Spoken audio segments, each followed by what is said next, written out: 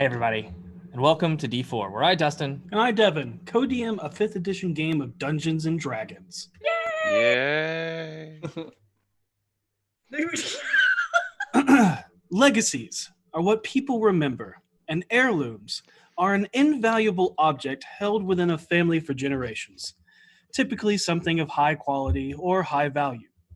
And with the use of Eldritch Foundry, you can begin your family's legacy by creating the perfect miniature to pass on from family generation to generation. Let each era craft their own story, creating and preserving a legacy in a perfect and pristine plastic miniature. Enter #Eldritch for your chance to win a free miniature code. You can use that code to build and buy on eldritchfoundry.com to bring your creature to life today. do you want to be the greatest of all time? The right to want to be the GOAT? Or do enjoy wearing nothing but a red scarf in the snow hidden in a wardrobe? Do you collect a lot of pans? Do you think Danny DeVito is awesome? Well, get ready to have some fun with satyrs. Don't worry, no matter what class you choose, your character will be outstanding in their field. Enter #Beyond for your chance to win a pre-order digital copy of D&D Beyond's Mythic Odysseys of Theros, and let the fun begin. Oh, that was awesome. To enter, make sure that you are in RockPunch ATL's Twitch channel and enter the hashtags into the chat. Remember to enter only once to not be disqualified. However, remember that subscribers and Twitch Prime subscribers are 3 times more likely to win. We'll do a reminder at break and do the drawing at the end of the show. Once again, we are joined by the incomparable Omega Jones, the critical bard himself. Yes. Hopefully his character Kuzima and his trusty Ember-born salamander Zawadi can help the BFGs get out of the tight situation they've found themselves in. But he can help you today if you enter #Bard to win a Critical Bard shirt. With that, let's hear from our sponsors. Yeah. Hey! So, none of you can hear that, but I just heard the clitter-clatter of digital dice across my desktop, courtesy of D&D Beyond, because their digital dice are now in beta and are available to everyone. So take it, for example, if I want to roll initiative and I want to be first, I just did it and I rolled a 1. But you know what? That's not D&D Beyond's fault. I did it quick, I did it fast, and I did it efficiently, and that's what matters.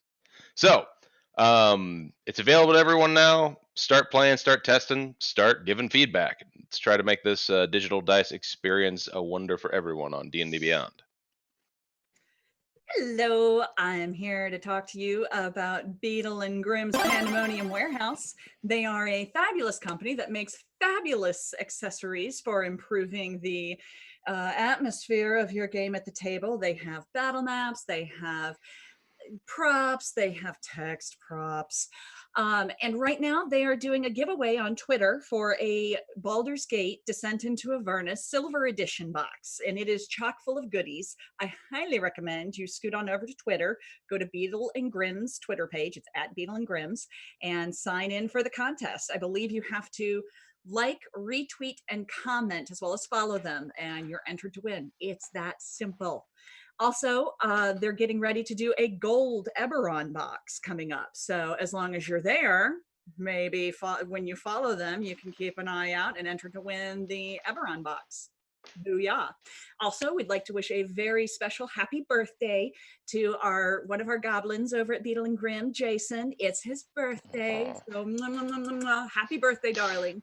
And that's it for Beetle and Grimm. Hi. I know a lot of you last week may have been saying to yourselves, Ethan, only a moron would play a character who uses an accordion. What else is out there for me and my character? And you'd be right about the first bit, but let me tell you about the second bit. There's lots of things out there. You want a weapon on your back? You can totally put it on your back. You put it on your side, you can have them carrying it. We got magic focuses, lots of different kinds of wands. Maybe you're picky with your wands like Vinley and you want to have multiple kinds of wands. You can do that. You can mix and match. You can have special wands. If you wanted a cool tool, why not a crowbar or a frying pan? I'm literally going through these right now, and I'm just amazed at how awesome my character looks dual wielding a crowbar and a frying pan. I'm going to have to make this Fearbolg into a true character and have the coolest mini in town to represent my crowbar-wielding, frying-pan swinging gentleman. Eldritch Foundry is the only way you can make this happen. I recommend you get a miniature for your table today. Try crowbar. Hi, it's me, Katie Adkins or Cadkins.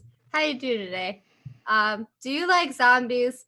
Do you want to watch Sam train to be a Jedi? Or maybe you like just Pokemon? Or maybe you just like puzzles in that game Myst that I've heard so much about from the last 20 years. Anyways, if you like any of those things, then you might also like hearing about Capone, the movie Capone, and Tom Hardy pooping his pants a lot. That's what I hear that movie's about. Is Tom Hardy, Al Capone, poopy pants?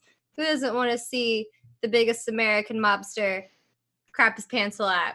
I know it's me. I want to see it.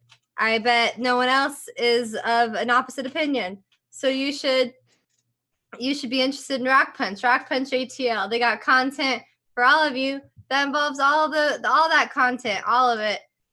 Drive-in movies are now movies at home, which is really similar, except it's on your TV at home, well, really theirs, and not a movie theater. And it's the same experience for you, though, because it's the same people talking to the same camera. It's amazing. Check it out, RockPunch ATL. And just a reminder that at d4dnd.com, we do have merch up, and our lovely merch moms are working hard to fulfill your every want and desire, like that lovely mug or the plethora of beautiful, gorgeous, comfortable shirts that we have on that website. So if you're feeling itchy, feel free to go over there and look it up, d4dnd.com. Without further ado, Let us immerse ourselves into the chronicles of D4.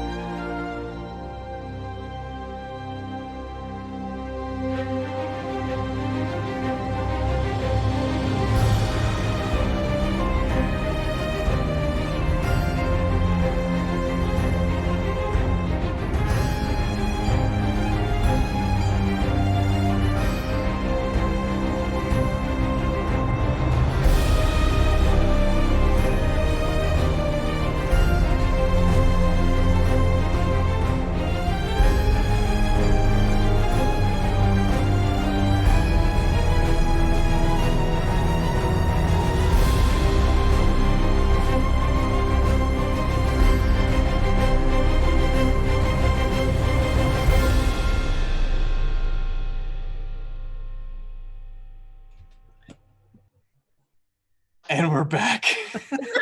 the conversations we have while you're away. Oh, professionals. Last time on Double Agents Dispersing Detonation Devices, the BFGs separate into two groups, one to go look for the Eye of Golor, and the second to aid in planting smoke powder kegs to bring the entire layer down.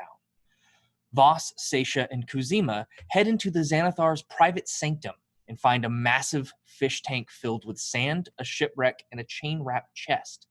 Next to this massive tank is a smaller tank with a trout-sized goldfish in it. There were strange fungal particles floating in the air around the sanctum that had a strange glow to it as well. However, the three of them were hardy enough to not be affected by the effects of these. As Voss tried to make his way up and into the large tank to get the chest, a crazed-looking dwarf named Ott Steeltoes, who wears a brass cap with with wire stalks coming out of it. Kuzima, seeing the threat as the crazed dwarf announces he just telepathically contacted the Xanathar, heat metals the cap and burns and melts down his head, killing the dwarf instantly. You ought to have thought of something else. With the threat dealt with, Voss climbs into the tank, but it has a strange oily feel. He attaches his trusty grappling hook to it, and the three hoist the chest out of the tank. Voss slipping and sliding as he comes out, since the oil is dripping onto the stonework floor. Through the use of Kuzima's quick thinking and druid crafting a key from bits of wood from his lyre, he gives Voss an advantage to picking the strange obelisk-shaped key lock on the chest. Good call on that, by the way. The three find gems, a magic shield, the game piece Kuzima seeks for from his deity, and the Eye of Golor. Voss immediately puts the eye in and is given a vision that shows him the Xanathar's most prized possession, the goldfish, Silgar. The vision then shifts and shows 5 bald cultists with eyes carved and tattooed on their foreheads similar to Tilly's. As they sit, a spectral eye forms with a pupil filling with a black, star-filled void, and the voice speaks, telling them to find the aboleth. Prepare the harbinger. Voss, confused by this vision, convinces Seisha to grab the fishbowl, and they make their exit to head back to the arena, but must hide immediately amongst the statues as they hear footsteps approaching fast as they are in the audience chamber. Mm-hmm.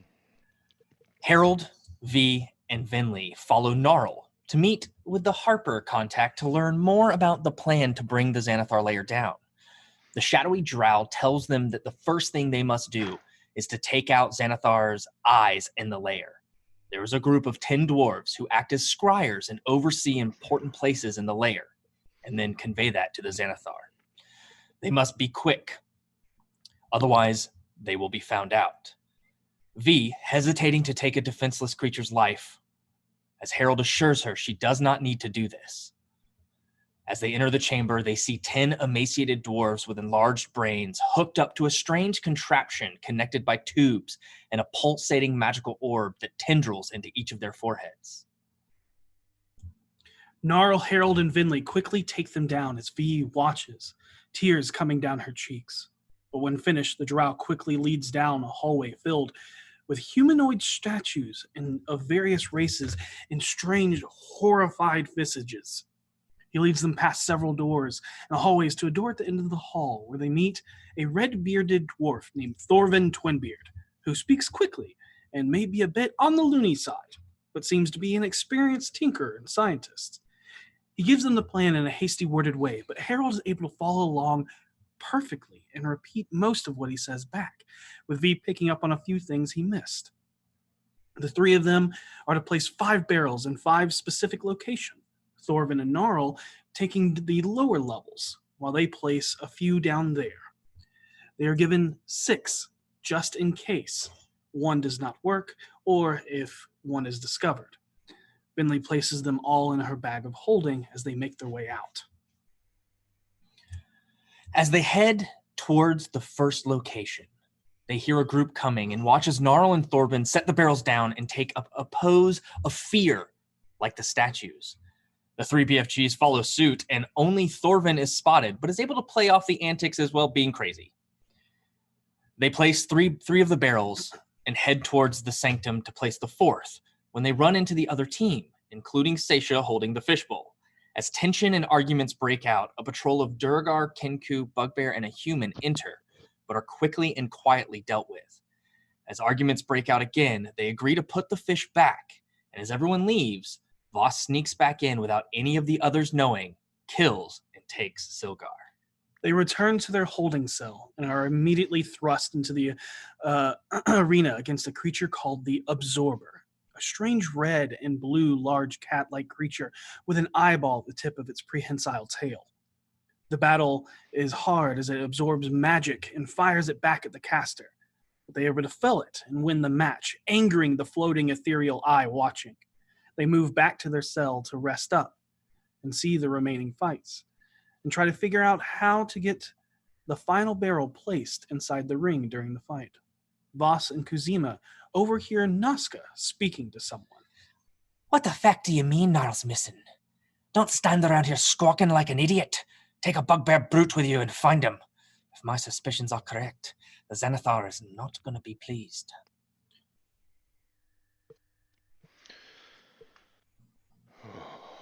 And that's where we're going to start tonight's game. And really quickly, Gnarl was his face that they ran into? Drow. The Shadow Drow, yeah. The Drow. Yep. Yes, gotcha. Okay. The one that they were working with. Yeah. And is being shady. Ow. Multiple ways. Finley, can you help me with that medicine kit of yours? Of course I can. Come here. Sit down. Okay. I'm gonna look out. The guy that the dwarf was talking to, that guy left, right? Yep. Dwarf's by himself. The dwarf looks... I mean, a lot of people can see him, but the dwarf's by himself right now. Correct. Does... Hold on. Wait, never mind. This is probably not going to work. I probably need more time. I was just thinking to myself, how long does that last? Oh, up to a minute. Never mind. It's only good for combat. I was like going to phantasmal force his mind and make him think the guy's just standing next to him the whole time. But, nah. Okay. Yeah, you actually see him going to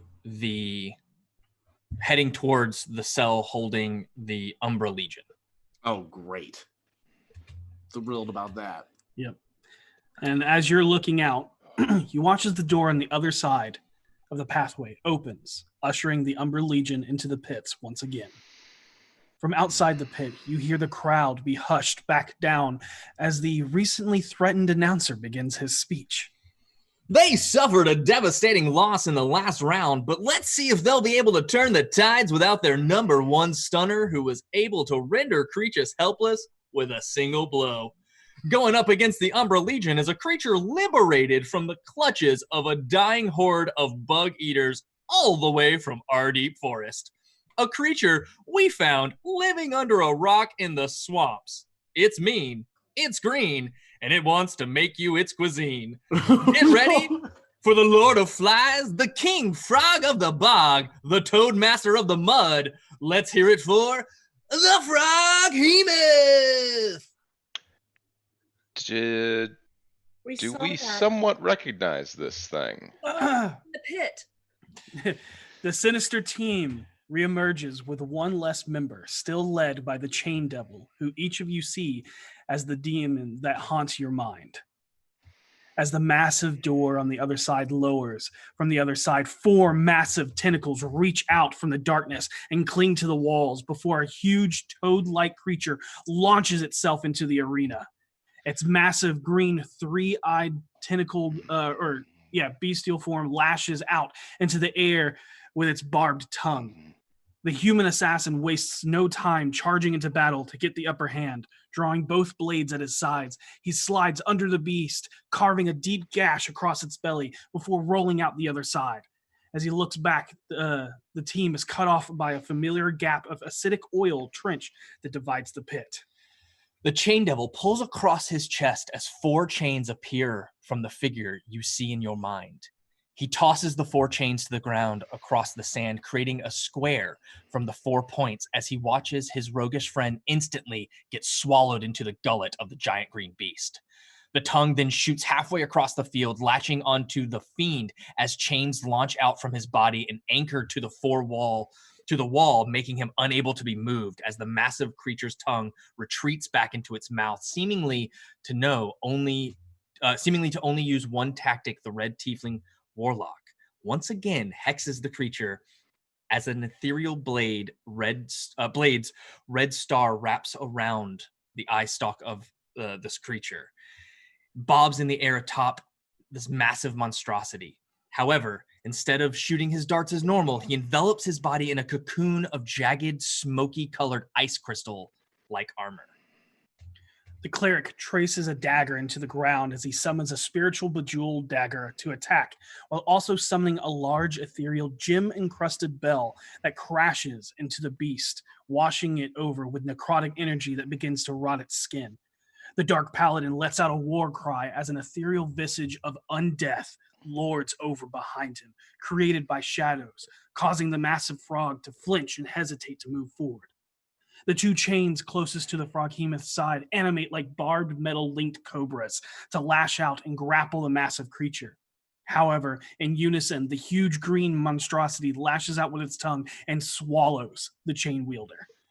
The earth and sand shake and form into massive walls and pillars, raising the froghemoth into the air as a panic washes over the crowd, knowing they are in dangerous range of getting in its tongue and being swallowed. In a series of unfortunate events, the Umbra Legion is thwarted by the terrain, succumbing to the pits as countless blows prove ineffective against its hide, as if their spirit is being broken.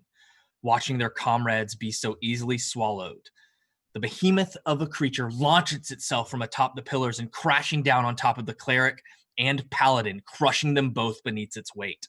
Knocking the cleric to the ground, the massive frog slams a massive tentacle down on top of its body as the sand melds back down as the trench reforms, swallowing the paladin into the bubbling depth.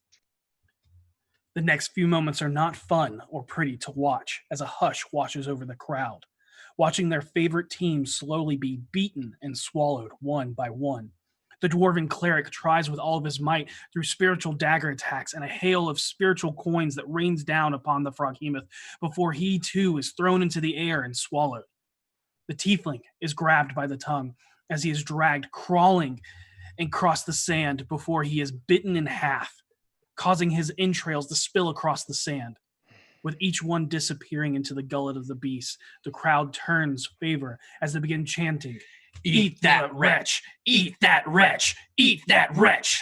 Which to you sounds weirdly like "eat the rich," through the distortion of echoing crowd and muffling walls.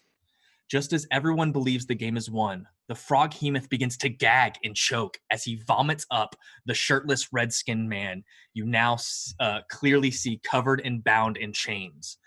Without missing a beat, the creature wraps him up in a tentacle, slams him on the ground, and throws him back into its mouth. The frog then vomits up the man again as he begins to stand defiantly, summoning control over the chains again. You watch as he slowly begins to melt away into a sulfuric goo, leaving only a pile of chains in its wake, as the 4 other chains fall as well. The crowd erupts in a roaring, thunderous cheer that shakes the entire layer like an earthquake that you fear is the beginning of the explosions at first, but is just the roar of the crowd. I'll applaud. I do too. So the chain devil got killed. Yes. They all did. The chain devil was the one that was making us see these visions. Correct. Yes. Harold's like, well, I feel a little better already. Yeah, and the only time you actually saw it as a chain devil was at the very end, when it was constantly being regurgitated because it was unable to focus on you or the crowd. And you saw its true form of this red-bodied, muscular form and shirtless, but he's just covered in chains, like bondage gear, like wrapped up around him, even like wrapped around the face, like the dangling almost like a chain beard and hair made of chains. Like it's just nothing but chains. But V just sort of obliviously goes, "Who's that guy?" Are we gonna have to fight the froghemoth now? No, they won't do that. The crowd doesn't like repeats. Oh. And what Also, are we going to fight if... You take 17 points of healing. Oh, thank you. I'm assuming we have an hour in between, aside from talking. Okay, go ahead. I was gonna say, yeah, you know that since your last fight until your next fight, you will have time to short rest now. Okay, saying that, I will do nothing else but talk and plan. Okay, I can do nothing else. I will say, I don't know if anyone else is aware, but it seemed like your drow friend might be in trouble. Yes. I heard that as well. What do I remember him wearing? Gnarl? Yes. It's hard to tell because the cloak that he wears literally cloaks him in shadow, and it's as where smoke seems to come off of Kuzima. It was like shadow embers like wafted around this cloak, and it was oftentimes hard to even see his face. You only got short glimpses of a white strip of hair and some lavender purple skin every now and then. Hey, Venley, I had a thought about. Seisha gets real quiet. I had a thought about that last barrel. If you fall into the deep pit, I can come get you out, but you could stash it down there so it's in the arena. Because you'd be out of sight. In Celestial, that's not actually a bad idea. Let me. I can't nod to that. I don't know. Yeah, I can't understand that either. I can't remember exactly where it was supposed to be placed. We can let you know because it was literally told to you less than an hour ago. Under the door that we exit out of. Yeah, right under the crowd. It's basically up against the wall, a structural form. If you notice everywhere that you've planted, it's all been around load-bearing. Oh, yeah, I was going to say load-bearing pillars. I'm sure it's fine. So the description of the doorway, is it an archway? Is it straight up just like a dungeon door with two walls on the side of it? It is a thick wooden door that is iron banded. But it said basically the location is the wall is what you want. The wall next to it. Mm-hmm. Yeah. Tight. Spellcasters, how are we on magic? I'm perfectly fine. I can do some fancy stuff, but I can't do the utilitarian stuff. And after a little rest, I'll be able to do a lot more, but not a whole lot more. On a scale from 1 to 11, and that number being how many times I can channel the Lord of Fire, 1 is left. Yikes. At its lowest potential. I have, I think, a couple smites left in me. I've not used too many of them today. Okay. And I also have my big form, but I'm a little hesitant to use it down here. Yeah. Let's wait on that. Okay. I can rage 2 more times. Nice. Okay. I have used only one of each arcane power level. But, Vinley, you have used all of something. Did you roll your d20 after using all of your magic missile slots? I still have one left. You used your last slot last time. You even said, I used my last slot against this creature. Yep. Oh, no. Going back and 12. listening. Okay. 12? Okay, Yep. you're good. I can play some music to help us heal a little while we're waiting.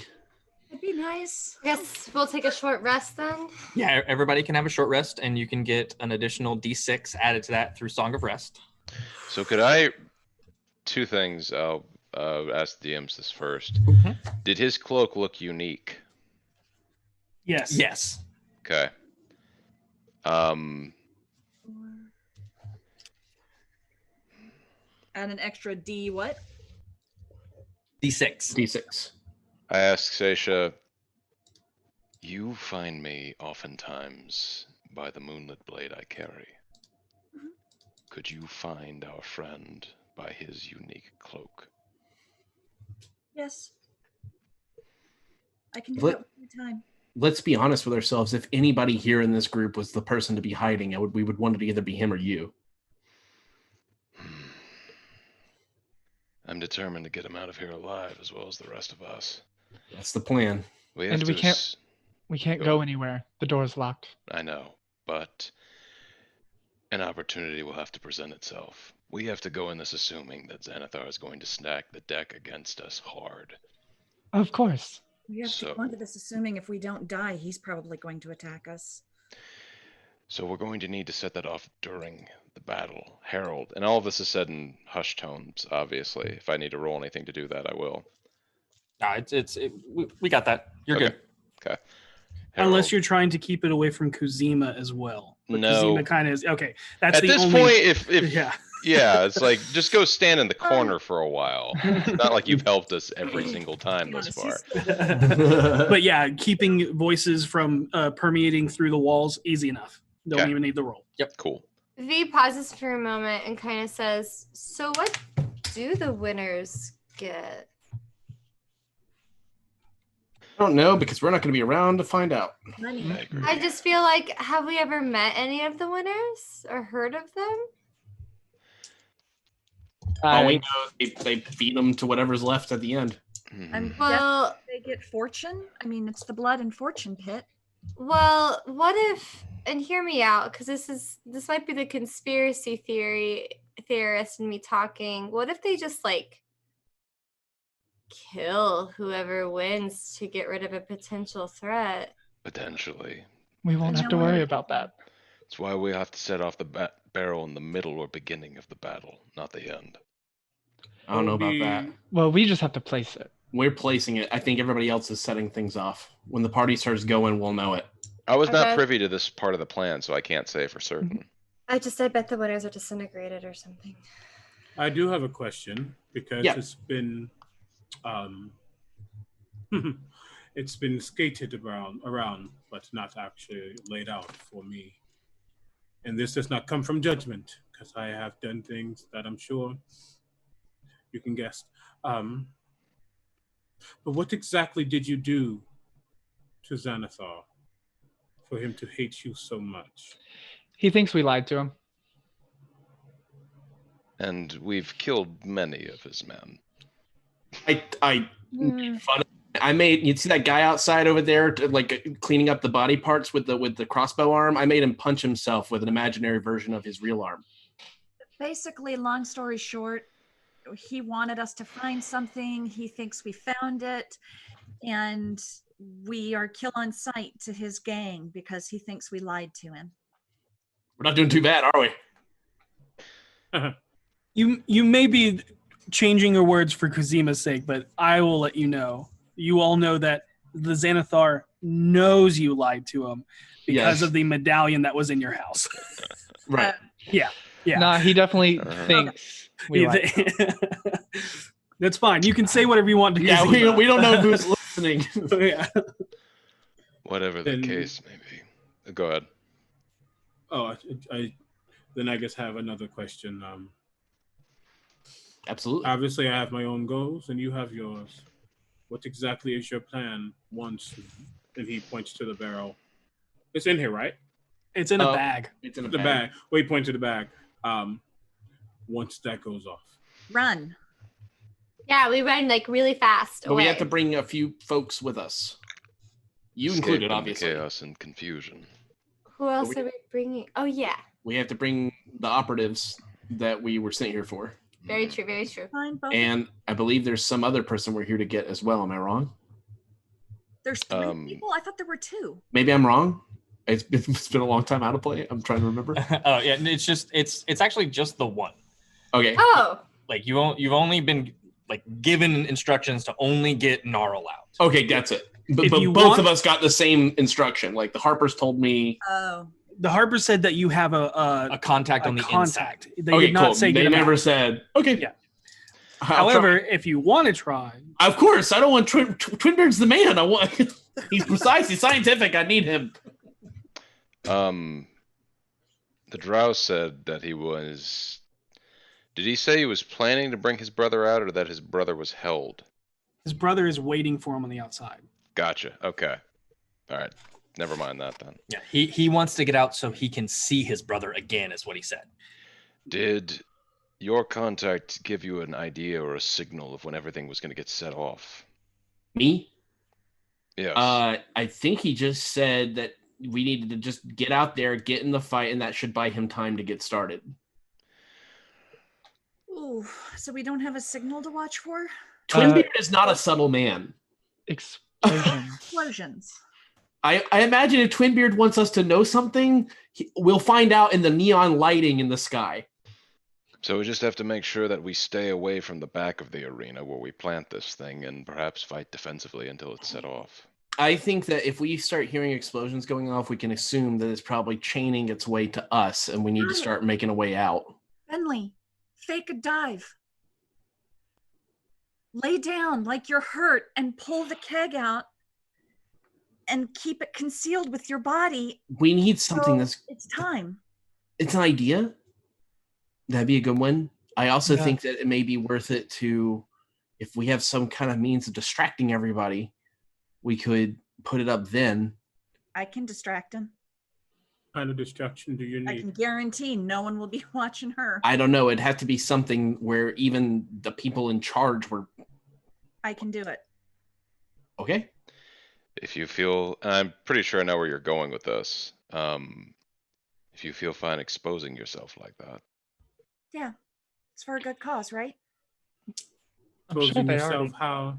Because I mean, like, because there's enough sand in there. You'll We see. can We're still on site, anyways. we No can one's bury watching it after we plan it. We just need 10 seconds to get it under the sand. I can do it. Is it okay? So clarify this with both the people who heard this plan and the DMs. Is it supposed to be because the archway seems to be not inside the arena, but on the other side of that door? Is that correct? It could be either side of the door. The main Okay. focus is the wall is a load-bearing structure. Gotcha. Cool. And is Understood. this the door that's under the announcer or that No, we- the one that y'all It's the come one. out of. It's Okay. literally the door we're looking at. Yeah. Got it. As a backup to our backups, I suppose. Harold, do you still have minor illusion?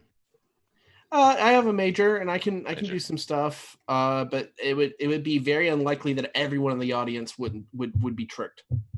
Hmm. That's a lot of people looking Fair at point. one thing. It would be much easier to. I have an idea. I got something that might work. Okay. Do you want? Devin's face fills me with joy because he's like, I don't know what he's planning, but I already. Finley, when it's time to set it, we need a signal. Oh, hey, just say station now. Because Real subtle. it'll seem like you're telling me to do it. And no one's gonna look at you. I think we lost to Vinley. Oh no. I think. Just shocked. Back. Oh. Okay, she's back. Okay. That was It happened again. I figured out a very easy way to click in and out fast because of the Wi-Fi. Hmm. So Did you get that? I did not. Say Give me the station now. very subtle is what I said to that. I mean, it doesn't have to be subtle. It's gonna be distracting. Are we sure we want me placing this? I'm not very. I can do it. Oh, Well, which one? I'm sure Harold. he's probably Harold. actually sneakier. Boss is gonna need to be on whatever we're fighting, and Harold can fight at a distance. I say Harold does it. All right, and I have I one. would offer, but you know. Right. You're the same as Voss. What would you And that like you're gonna me be to fighting, do? not that you're anything like each other. Please don't punch me, either one of you. I don't think they would. All right, I need that bag. I What promise would to give you you- the bag back. What would you like me to do? I guess continue helping us murder things. You have a healing potion on you. No. Someone give him a healing potion. I checked my stuff. Let me. That way, I'm the actually checking my class stuff. who has martial skill doesn't have to pause. If someone goes down, he can get them. I do not have one. I do not have one either. Would you like some Boss? ink? I'm weak. I'm waiting to see if anyone else offers. Anybody? Guys, this is for all of us. Ooh, I have a veal. I have only one. Okay, can he have it since he's not going to be engaged in melee combat? Well, if you are going to be engaged, I would assume you would need it up there. It's a But one of us would healing have to stop hitting whatever it is in order to feed it to the person. I It's can a- do minor healing from a distance. it's a greater healing potion. Get maybe worth I'm it. just saying, we're going to have to search you to find it if it's on you. And I you give will get it. Kuzima my last healing potion, I can. begrudgingly. Because I you're holding a was- greater. Nope. We're good. Bus. Yep. A-okay. Everybody just shut up while I mourn. Yeah, Omega doesn't know. That is a huge thing for Voss. Yeah. Aw, how That's right. special. Shut your mouth. What kind of healing is it? Just a It's regular from Voss. regular. Yeah. No one Okay. ever has them, ever. We do. We just drink them. Yeah. Boss is always the one buying them. And I've given all of mine away. Yeah. I break it on the ground. No. Filthy potions. Kuzima, would No. you need a greater healing potion versus a normal one? I don't need anything. I We're don't fine think now. I will be the one that is. You can the still do target. cantrips though, right? I can. Okay. So you're in there. Oh, I'm fine. That's not the question. I just want to make sure I'm useful. to You whichever basically plan. been MVP. I'm voting you MVP. So Yeah. there you go. Kind of pulled us through the first 3 fights. Boom.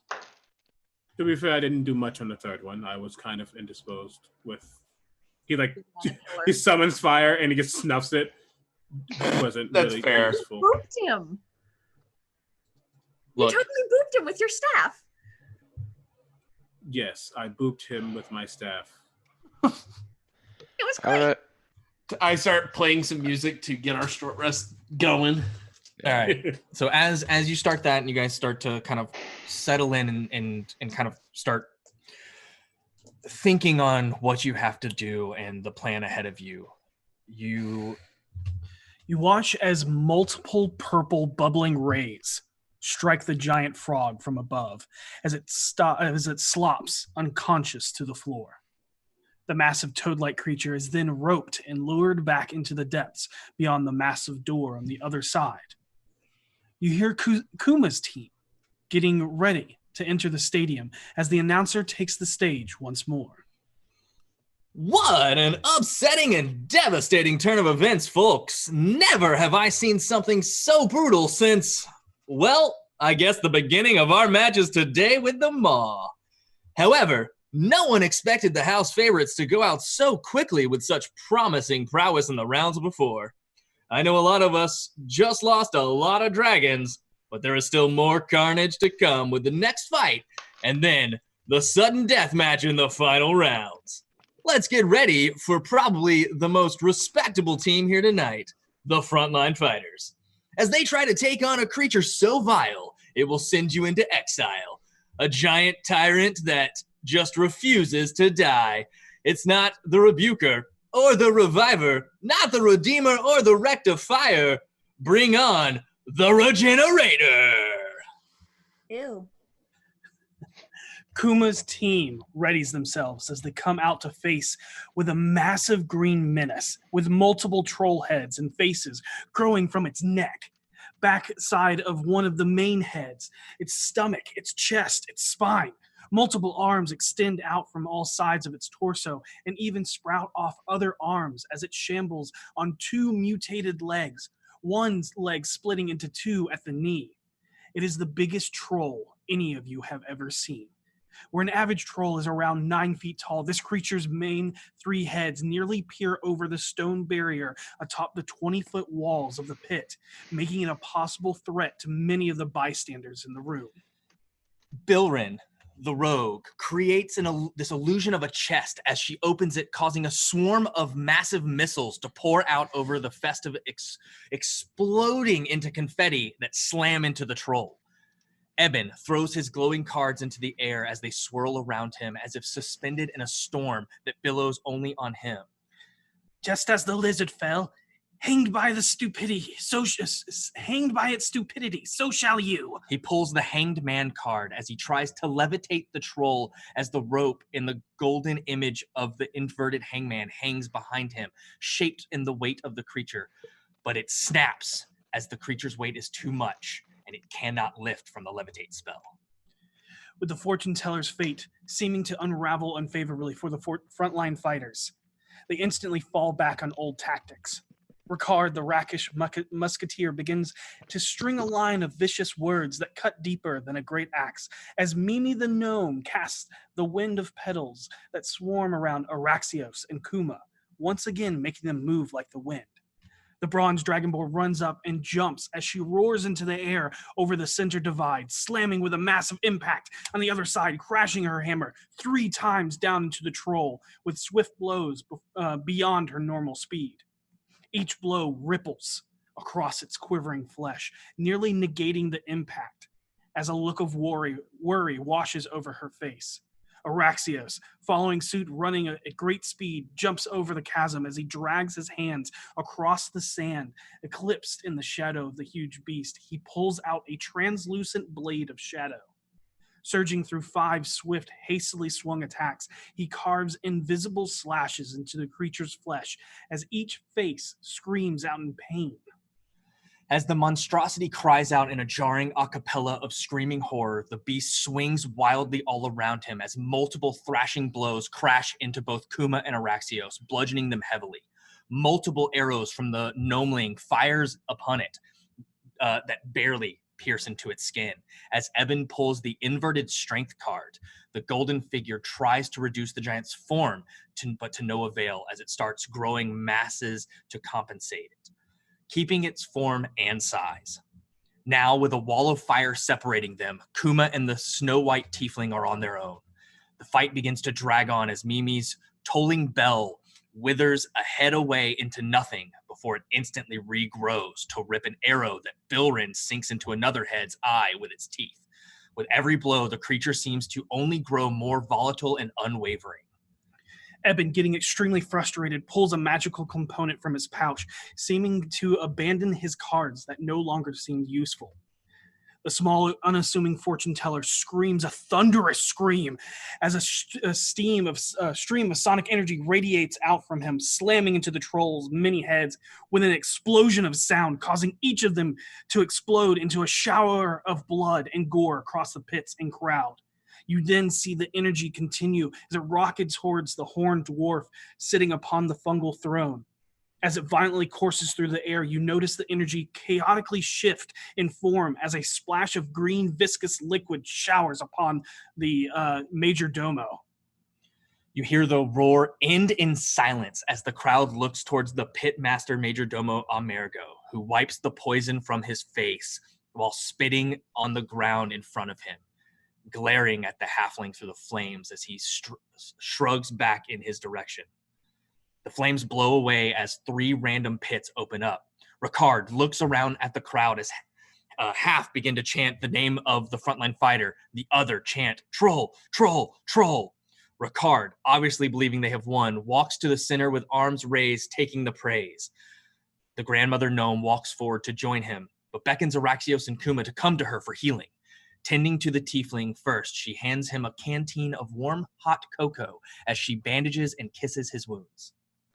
The crowd erupts in cheers as the team does not notice the countless heads begin to regrow out from the body stumps as it roars and charges the 4 in the center with a whirlwind of heavy blows. The only of the 4 to see the attack coming is the roguish bard, not having his wounds tended to. He deflects some of the blows, but in the process, the other 3 go down into a bloody pulp. In a last-ditch effort, the tiefling charges the creature's back, now climbing the troll with its blades before he is ripped away and pummeled into the ground. With his last breath, he spits in the troll's face as he ignites a hellish fire that boils against the troll's flesh as they both come crashing down. Bilrin moves Mimi from the center, and Eben pulls from a torrent of magic that forms black tendrils that swarm from his arms, wrapping around Kuma as they constrict her form and drag her body towards him. Ricard runs to the grandmother and breathes life into her as she awakens in his arms. Cannot have a beautiful young maiden like you running out on me. She replies, "Oh, don't you get fresh with me. There's still work to be done." She slams the frying pan with her spoon as a shower of energy washes over them, healing them. "Wake up. No sleeping on the job." Kuma stands up and besides the musketeer man, swallowing air as a glowing energy swells in her throat, ready to fell the beast if it stands again. Araxios stands igniting his longsword in green flame as he runs his hand across it and then stabs the creature and backs away cautiously. Watching diligently, Kuma sees that the form starts to quiver as wounds begin to heal again. She unleashes a torrent of plasma that arcs into an electric bolt as Bilrin runs up, holding her hands up against the creature as it erupts into a torrent of cone flame as her hands erupt out fire. And she continues to hold it as its flesh melts away, leaving only its skeleton behind. The crowd erupts in cheers from the exciting fight of near death on both sides.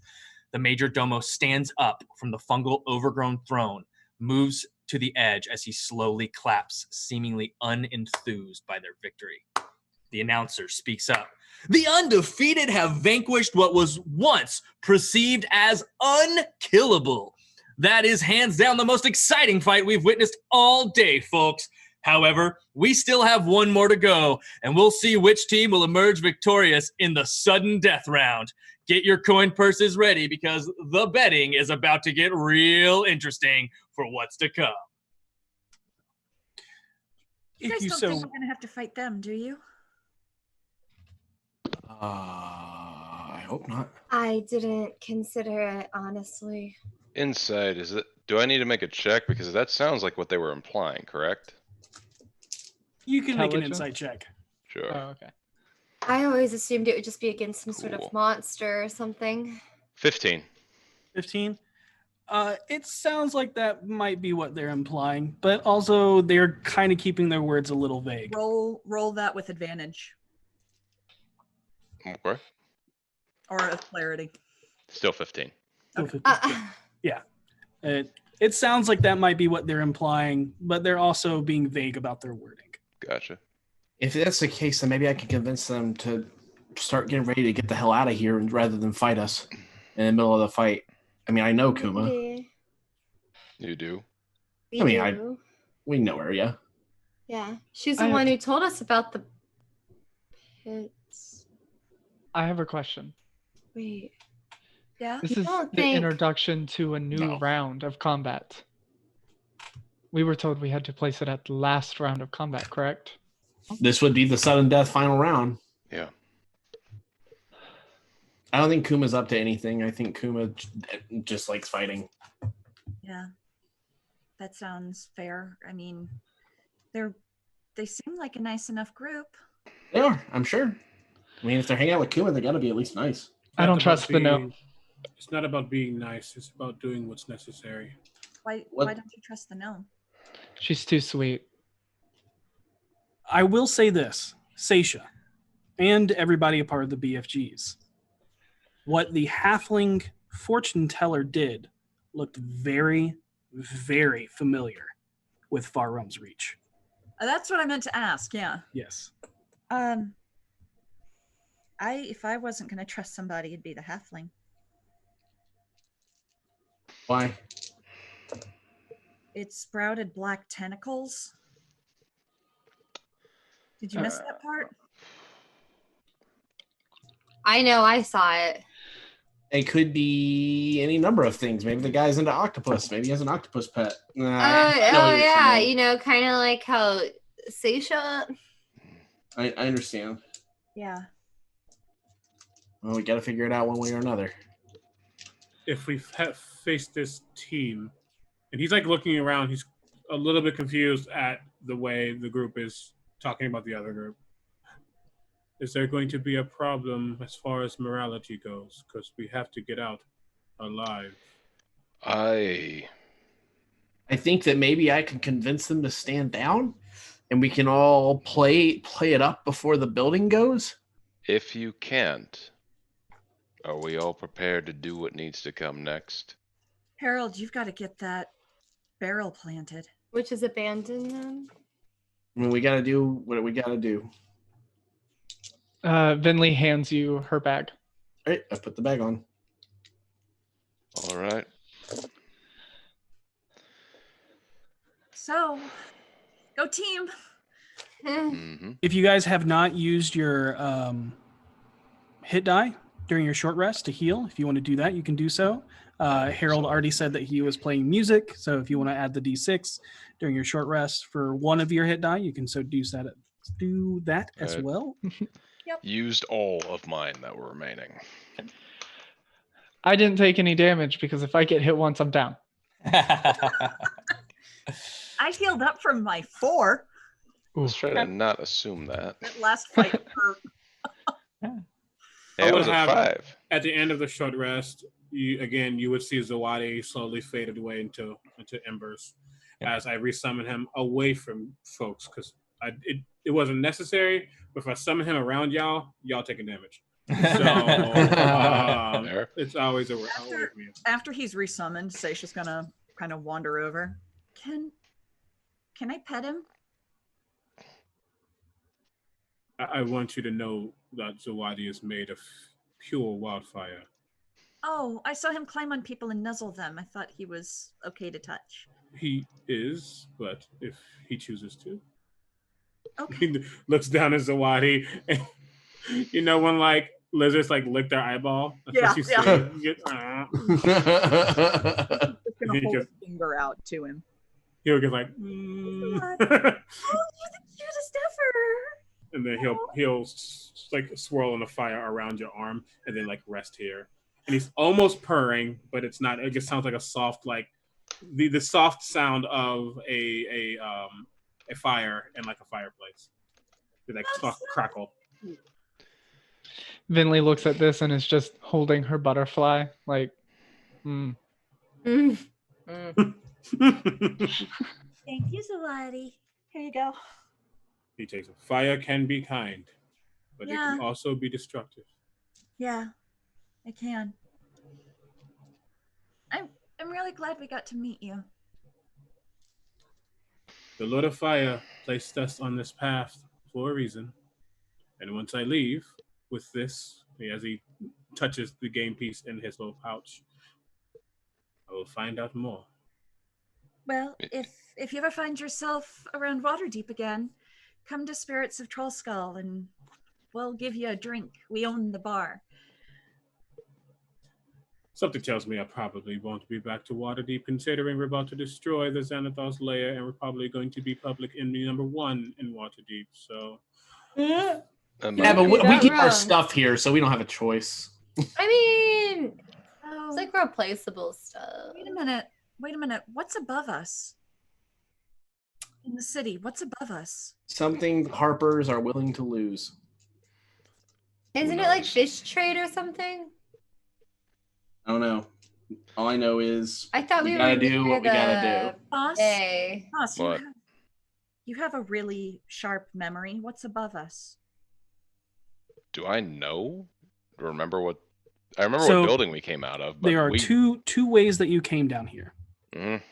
The most recent is through a teleportal, so you have no idea how to locate it that way. Mhm. The other way is when you came in and left with Maloon. When you came in, you teleported, and then you did the craziest cavern crawl that you've done so far that led here. Yeah. Wherever that came from, you have no idea. And then the way you left is you went up a set of stairs that led into another cavern that winded through and up for a while until you came to a wall that you knew that Maloon showed was a secret door that led into the sewers. When We you came out are- into those sewers, it was somewhere around the southern side of the city. You can guess for how long it took you to go through the sewers to exit out into Trollskull Alley. That still does not tell you anywhere where No. this, it's deep. I'll All let you know I that. know You know is it's that deep. we are in Undermount, and there is no part of this place worth preserving. Oh, I didn't realize we were all the way down there. It's where Xanathar makes their lair. I have to assume this is part of it. Okay, Let's then. knock it out. So then it probably won't collapse part of the city, right? We have no idea, and it's not worth worrying about, in all honesty. Think about how much more of the city we'd save. We don't know. We can't know. I don't think the Harpers would put us in a position where if we were going to destroy a major part of the city, they'd have us do the plan. Maybe the Harpers are willing to get their hands dirty to get the job done, though. Yep.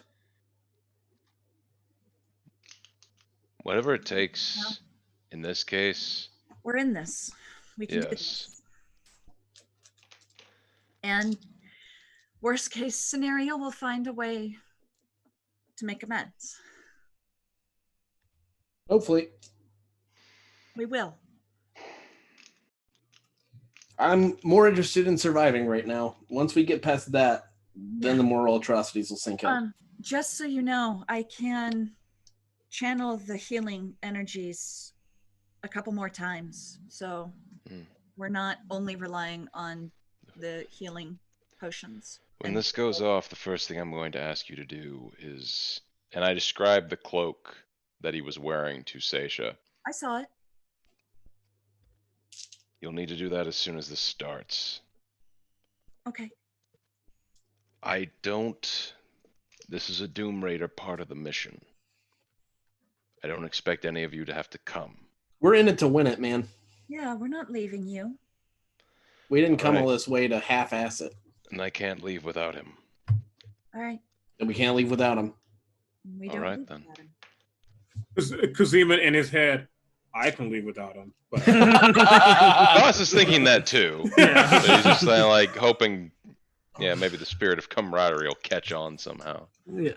Oh yeah, because this group is really saturated with that.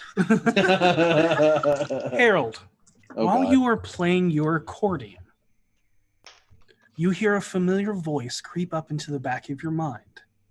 And if everybody would please mute your mics. I'm gonna. You don't have to. Yeah. Let's see if this works. I'm trying something new with technology. Harold, Ren is sometimes an asshole, often untrustworthy, but he's always been my friend. Hope that helps and you're okay. I miss you. I'm gonna play it again to see if just so the audio will come in crisper. Harold, Ren is sometimes an asshole, often untrustworthy, but he's always been my friend. Hope that helps and you're okay. I miss you. Oh, Harold seems like he's like, oh. They just, I know that sending works that if I say something back, she can get it back, right? Mm-hmm. Correct. Okay. And I'll be like, you are so right. Plug my ears. You're good. Okay. You are so right. I miss you too. I really hope things are working out. If I get flattened in the next few minutes, it was fun. Love you. I think it was fun was the. It was. That was yep. I was like, I think I was right, but in case I wasn't. Yeah. That's torture. I want to know what happened. You said mute your mics, so you didn't have to. I said mute your mics. I didn't even say you couldn't listen. Oh, I thought you were saying we couldn't listen. No, I was just saying because I didn't want anybody to talk over the recording. Oh, I missed it. What threw me off was I thought you said leave your mics, and I was like, that's weird. I'm gonna turn to Bentley and be like, you can cast sending, right? Not right now. But you could if I needed to. Yes, of course. Let's not get flattened. Wait, so Harold, what did you hear? I don't It was think the Arkira. rest of us heard it. Oh, right. It was Arkira. She was just reaching out to just say hey. I heard a little bit about not trusting someone. Yeah. That would be me. Yeah, it's all telepathically. But I was like, yeah, Damn it. It was good. It was nice. Arkira. Can you say how she's doing? She's doing good. She's in another dimension or a plane or I don't know what they are. I'm not smart enough for things like that. She's not from here, and from where she is, she says hey sometimes because I spent 6 years with her in a bag. She's a friend of ours.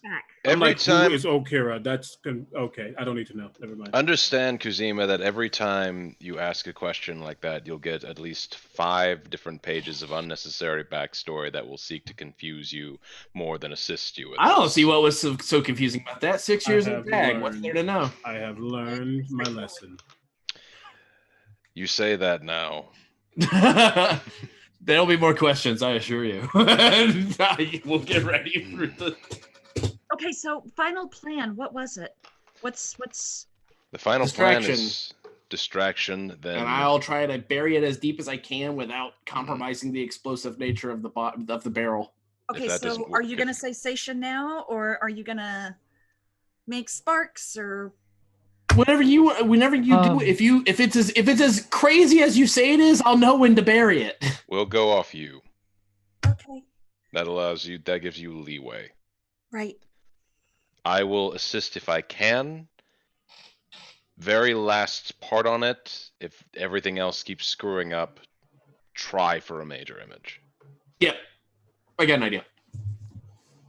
While they're talking, because they're starting to get back to what he's noticing to be the BFG cackle, which is just them going back and forth. You're welcome. It has an official title now. He goes off into like the other side of the place, just away from them, and he starts to speak. And he doesn't even realize he's speaking in Draconic. He is speaking what he knows, and he's speaking very softly. And he says, "I've gotten what you requested, my lord.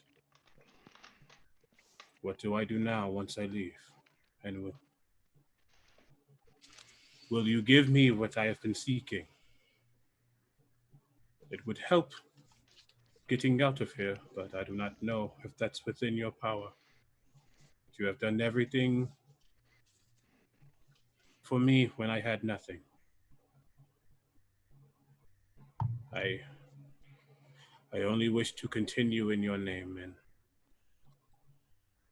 hopefully we get out of this alive to do so I can continue doing so. I tried in the other fight, and I was sure that this time it would happen.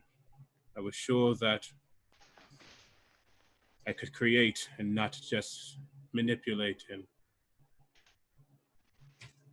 it would seem I was wrong, so hopefully whatever you ask me to do next will allow me to be the dragon I am meant to be."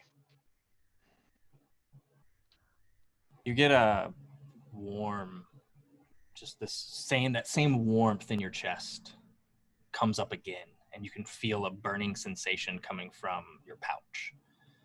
Like the object itself is very hot. Other than that, there's nothing definitive as of right now, anyway.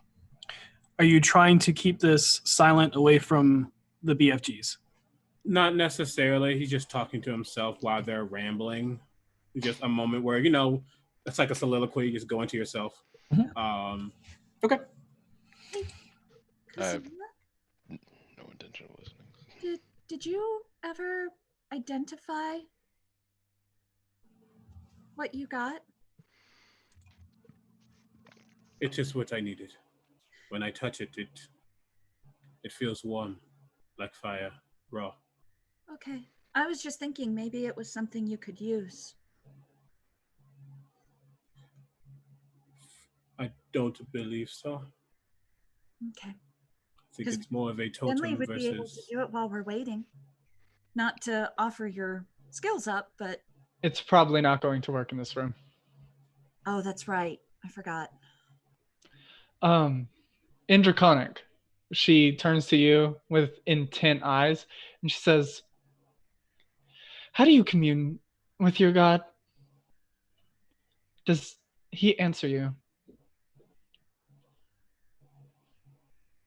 I've only seen the Lord of Fire once. It was when all was lost to me, and I needed a way out. And fire is something that my people, it is who we are. And I thought it would be the way I needed to go. And in that fire, I saw a face.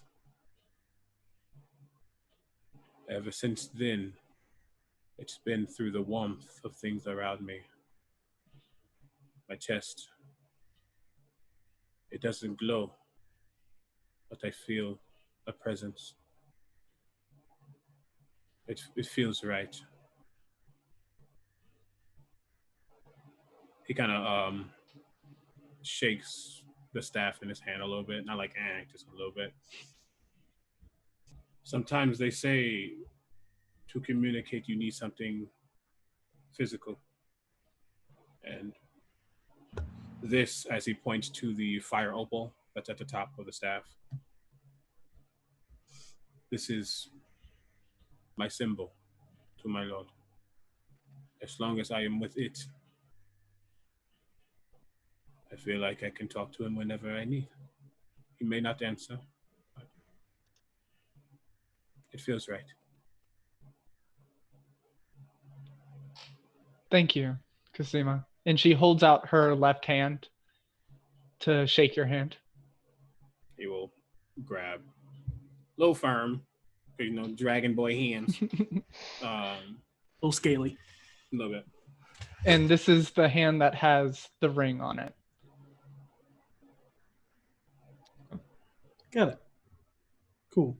Kuzima, your passive is very strong. You look down and you see a golden ring that has a skull whose mouth is open, clutching, its jaws are clutched around a rolled up scroll. But I recognize. Make a religion check.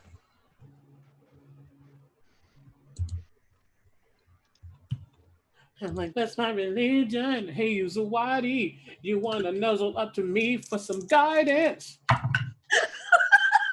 Yeah, that's a great roll. That is math. 25. Oh yeah. Pulling up. You immediately recognize this holy symbol as the holy symbol of Jergal.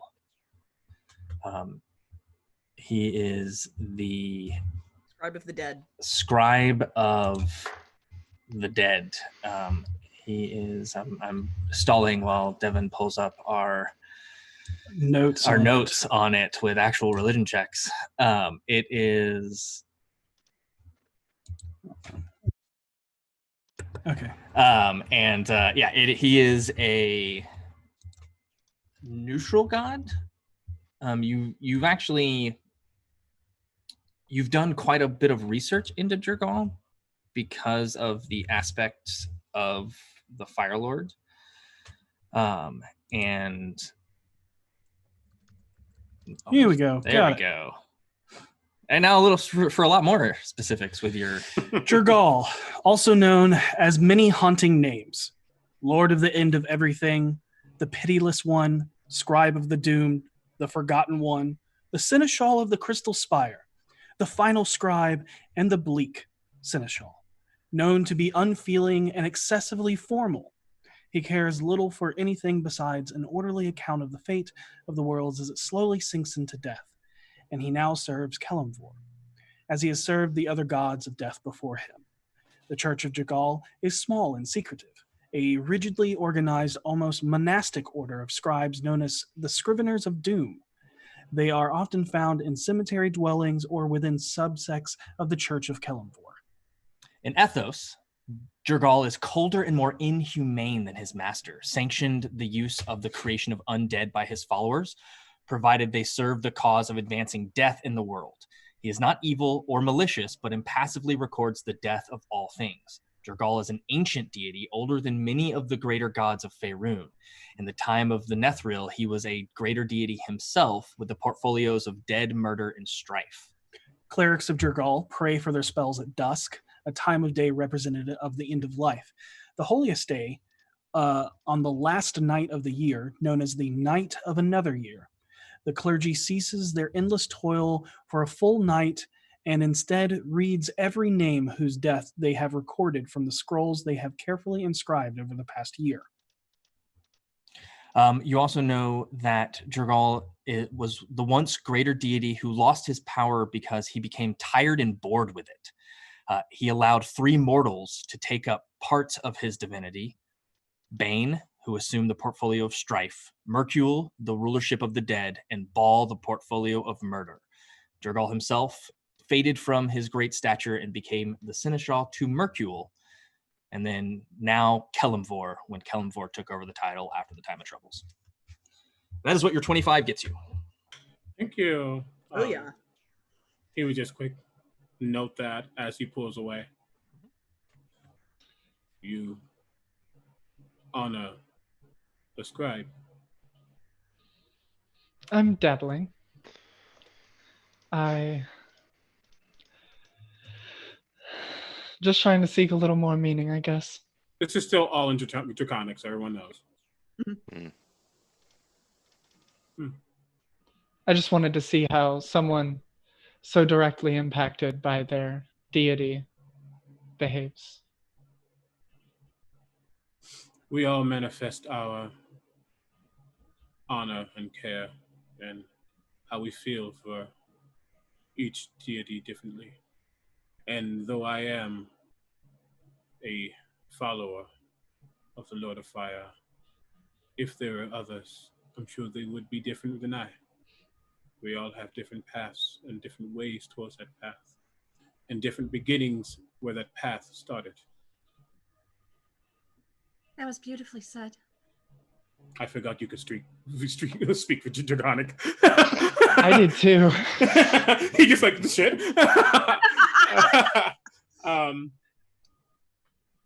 You will find your path soon enough. Thank you, Kuzima. I'm glad we met you. All right, I'm gonna go back to watching that. So Waddy doesn't like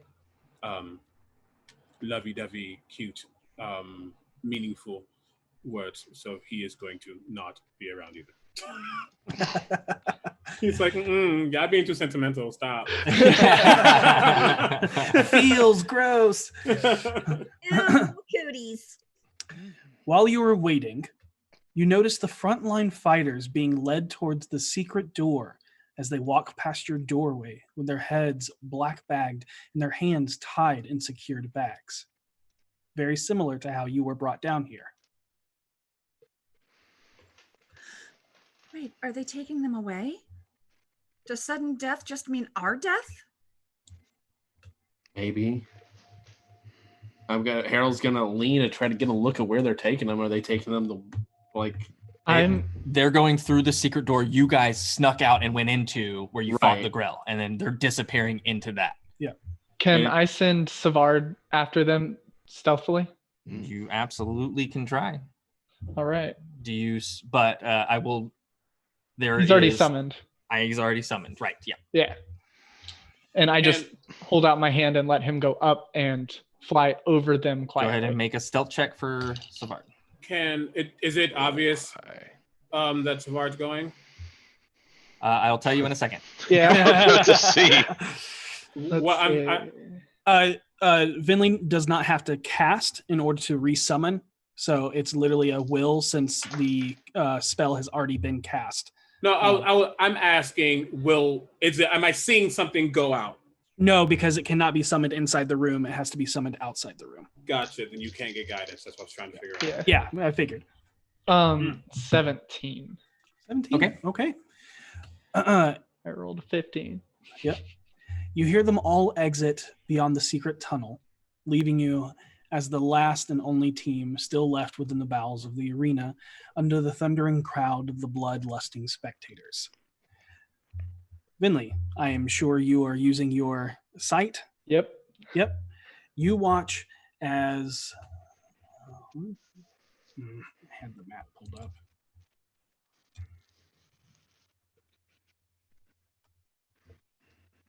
As things happen. Dun, dun, dun. Dun, dun, dun. Previously.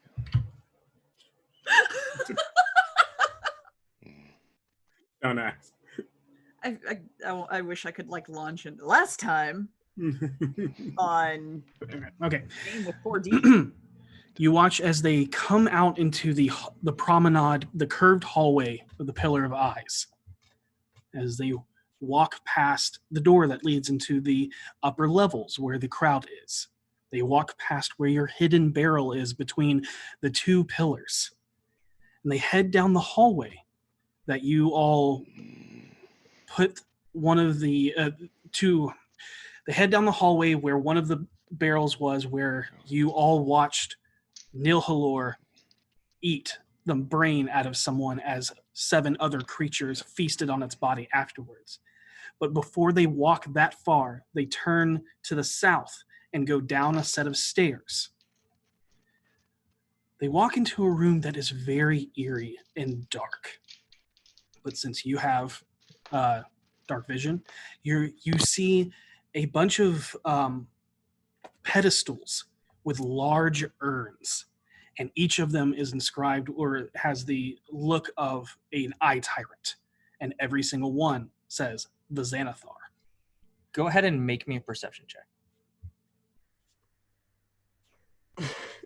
Isn't it cool the way that he made the description and instantly he asked for the perception check? I always love when y'all do that. That's 17 as well. I rolled an 11 on that one.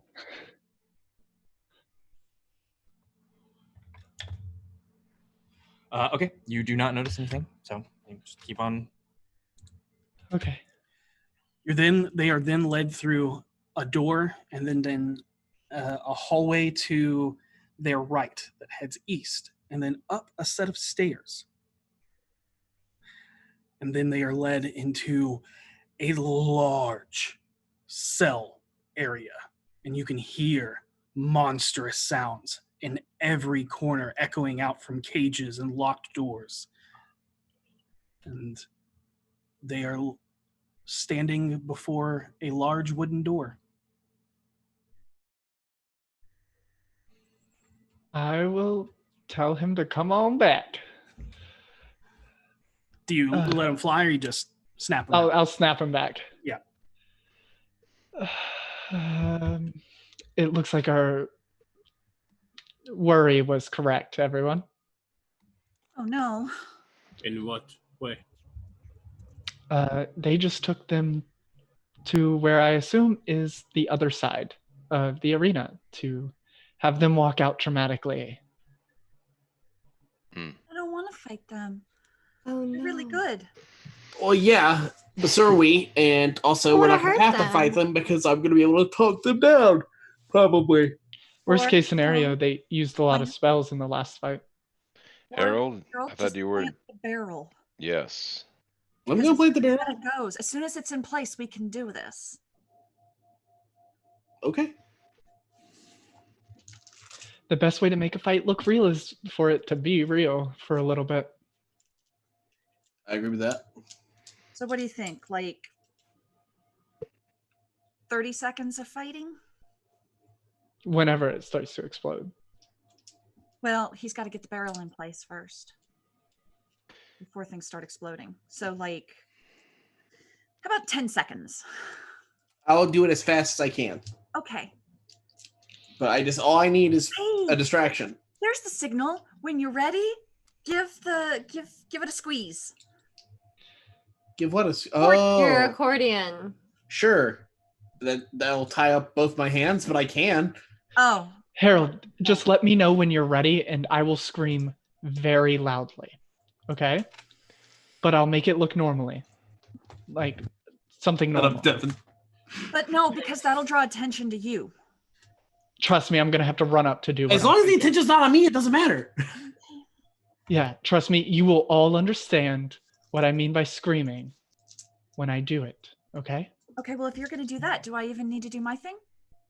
I think anything that will help will help. Yeah, mine's only going to last a second or two. Okay. Mine is going to be the signal to you to cause a distraction. Okay. Alrighty, let's do it. Yeah. For the fire, give me strength. Ogma, illuminate my mind. Coffee, if you're out there, I could really use a drink. Mishra, empower me. All And right. Jurgle, keep my name off your list. Amazing. Almost another half hour passes with no sign of Kuma's team, no sign of Bregandiarth, the Bregandiarth Drow, Gnarls, Abrandis, or the Harper Thorvin Twinbeard. Your mind wanders to the last barrel you're supposed to place in the final round, hoping that the plan has not been discovered by the scouts that went to hunt down your inside accomplices.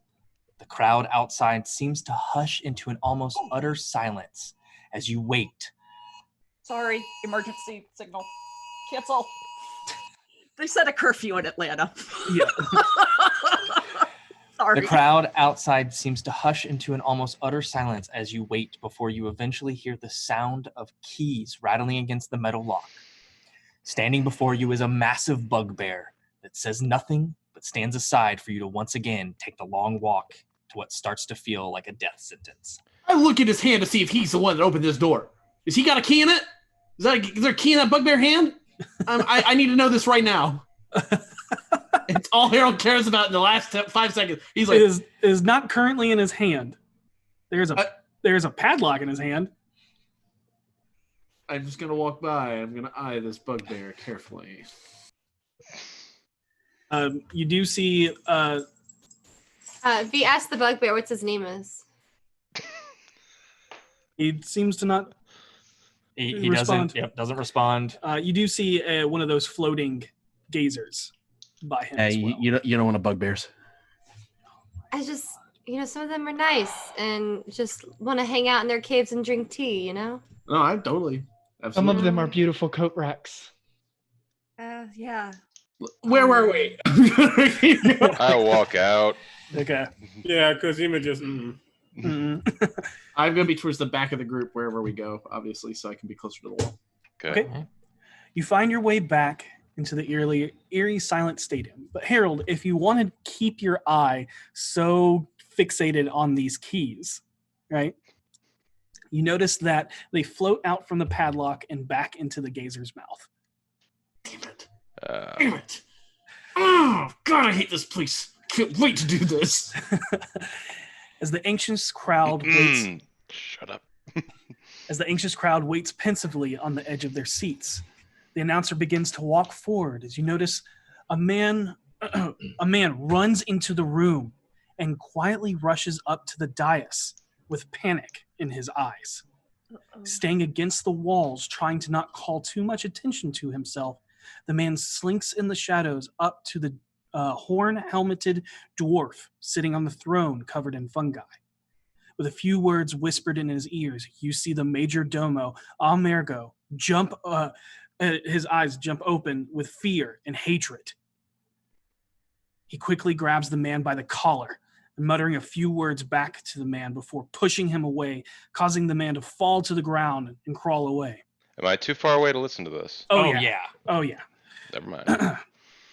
Although trying to readjust himself into the seat, into a seat of relaxation, you notice he is very anxious as the announcer begins to speak. Esteemed guests and of the glorious Xanathar, here comes the moment we have all been waiting for, the final test. Let's reveal their adversary. The drawbridge door lowers, revealing the deep, long, dark hole as you pause, waiting for your next creature to face. But a dread starts to sink as you all know who it's going to be. Harold, you are the first to see the movement from the darkness through your dark vision as 6 figures come into view. 3 small and 3 around your heights, as Kuma, Ricard, Araxios, Bilrin, Eben, and Mimi all emerge with confused faces as they look towards you and realize the final challenge. So they look a little trepidatious as well, right? Correct. Oh, yeah. Yes. I want to call out to them while we have time to talk. Okay. Okay. I'm trying to kind of speak in code, like I'm agreeing with them. What the fuck? But I'm like, Kuma, when you said you was going to be fighting here, you never specified we'd be fighting each other. But I have a look that's like, dude, we got to get out of this situation. Not like a fuck. It's like now what?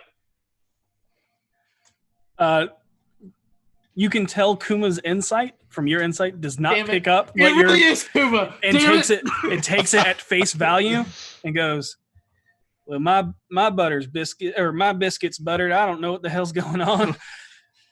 I'm gonna like. This is the most Kuma response ever. I'm going to say there has to be another way. Well, maybe we're supposed to maybe we're all supposed to fight together as something else? That sounds logical. That'd be great. The awkward silence shared between you two, your two teams right now, begins to be drowned out by the booing and chanting of the crowd, egging you on to fight. I am holding anticipation for what I am going to be assuming is something to motivate us to fight. Okay. So hold dodge action until I feel we have to roll for initiative, I guess. Okay. All right. I- You all Oh, go say, ahead. go ahead. I was just going to say, oh, God, she's not going to get it. I'm going to say to her whole crew, why don't we make this look like the best fight that's ever been? Trying to get it across, like, fake it for a while. Kuma does not pick up what you are saying, but Araxios does. And more so, the other gentleman who is dressed in purples seems to pick up exactly what you're saying. Yeah. As his musketeer hat with the fold up with the giant feather coming off the back of it. You connect eyes with him, and bard to bard. Oh man! Yeah. I am going to do something kind of risky. I'm going to take the bag off and I'm going to throw it to Voss. Okay. I would like to, I know what you're doing. I would like to look a little bit surprised and maybe like hopefully hide this in a way so that it's unseen perhaps. And I point, go ahead. Make a sleight of hand check. Yep. 17. Nice. Okay. We'll see. I'm going to point at the bard and I go, you and me right now. And I'm going to stalk out to the middle. With a few steps forward.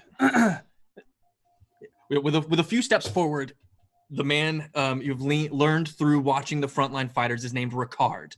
His shoulder-length black hair sways beneath his cavalier hat as he looks up towards you with captivating eyes and a smirk through a goatee as sharp as his rapier.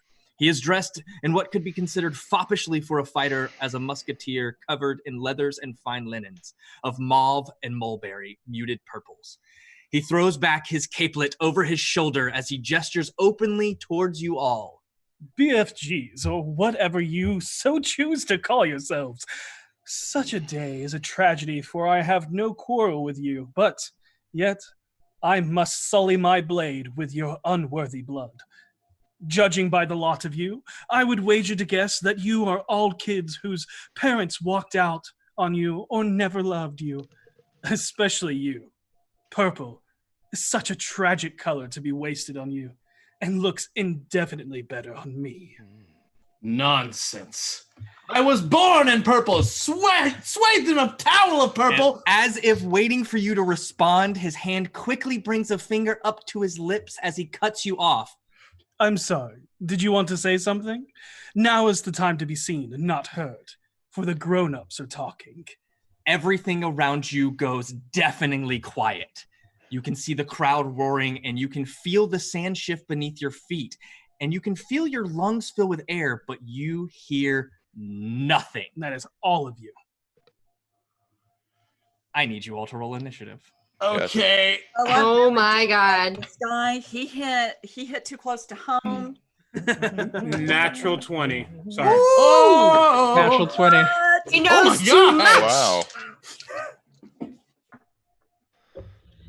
Not a natural 20. It's pretty good. I'll let all of y'all go first. Probably a strong third. Will you go to Ricard? Damn you, Ricard, I gotta speak to you while we're grabbing each other and throwing each other around. We got okay, we're about to blow the place up. Why's gotta bring out parental abandonment? What's up with that? No, he said the exact wrong thing. He said the wrong thing. I have no clue who my parents are. I went from I don't really want to hurt him to I'm going to hurt him. Oh my God! Let me do my thing. It's not really about parents, it's about family. He made this personal. Yeah, he made it very personal. I will say this. From watching him over the amount of fights, the one thing Ricard is good at that you've all picked up on is insults. He is really good at using his words as his sharpest weapon. He's an insult bard. He's amazing. But, like, We've did he got so make- much in common? Did he have to make it hurt so bad? Yeah, like straight up. If he wouldn't be good at his job if it didn't hurt so bad, okay? We need these people alive. Are you about to tell me you only hurt the ones you love? Maybe. I want to punch you in the face. I love you.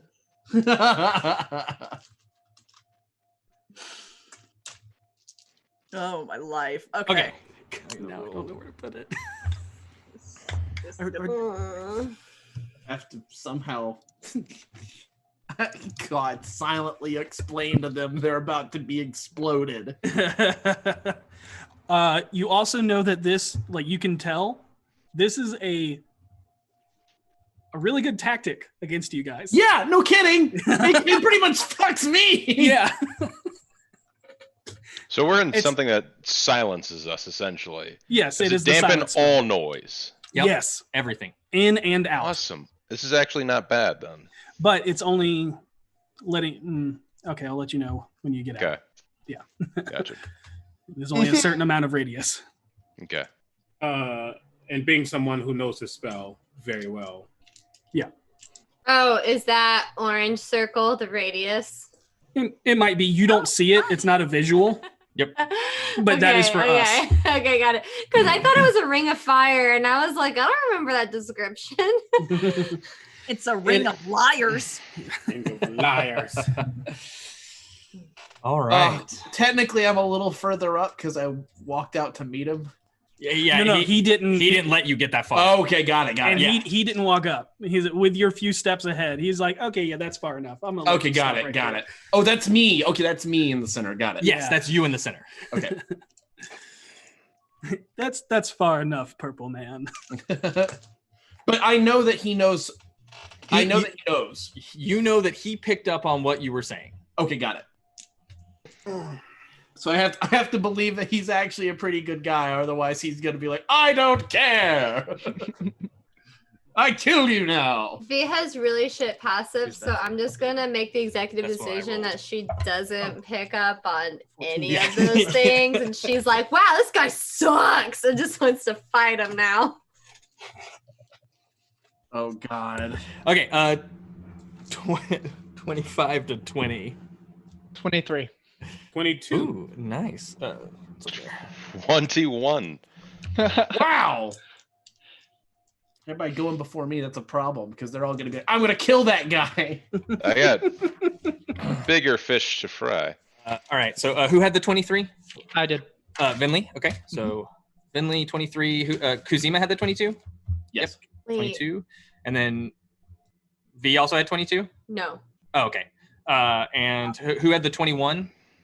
That'd be Logan. I had the 21. Yeah. Ross. 21. Okay. The left side of your Ross, and you're gonna then fry the Alexius. fish. Hmm? You're gonna fry the fish. We don't know he has the fish. We got bigger fish to fry. Oh my god. Just start frying it in the middle of the field. Yeah, what do you think of that? Spit roasted. Delicious. That was really more of an out of play joke. 20 to than in play. 15. 18 Nice. What's your initiative modifier? +3. And then Kuma. And then Mimi. All right. 15 to 10. 12. What's your initiative modifier? 1. Well, roll with advantage. +1. Yeah, it's the plus one. Right. I'm just wanting to throw that advantage out there. Yep. Because. 10 to 5? Oh no! Oh. Seisha! 5 to -1. And then Seisha. Are you -1? Oh no, I got a 3. Yeah. Have you ever gotten -1? Yes. No. Couple times. I've gotten it like 3 times. Okay. With combat initiated by the musketeered man. Vinley.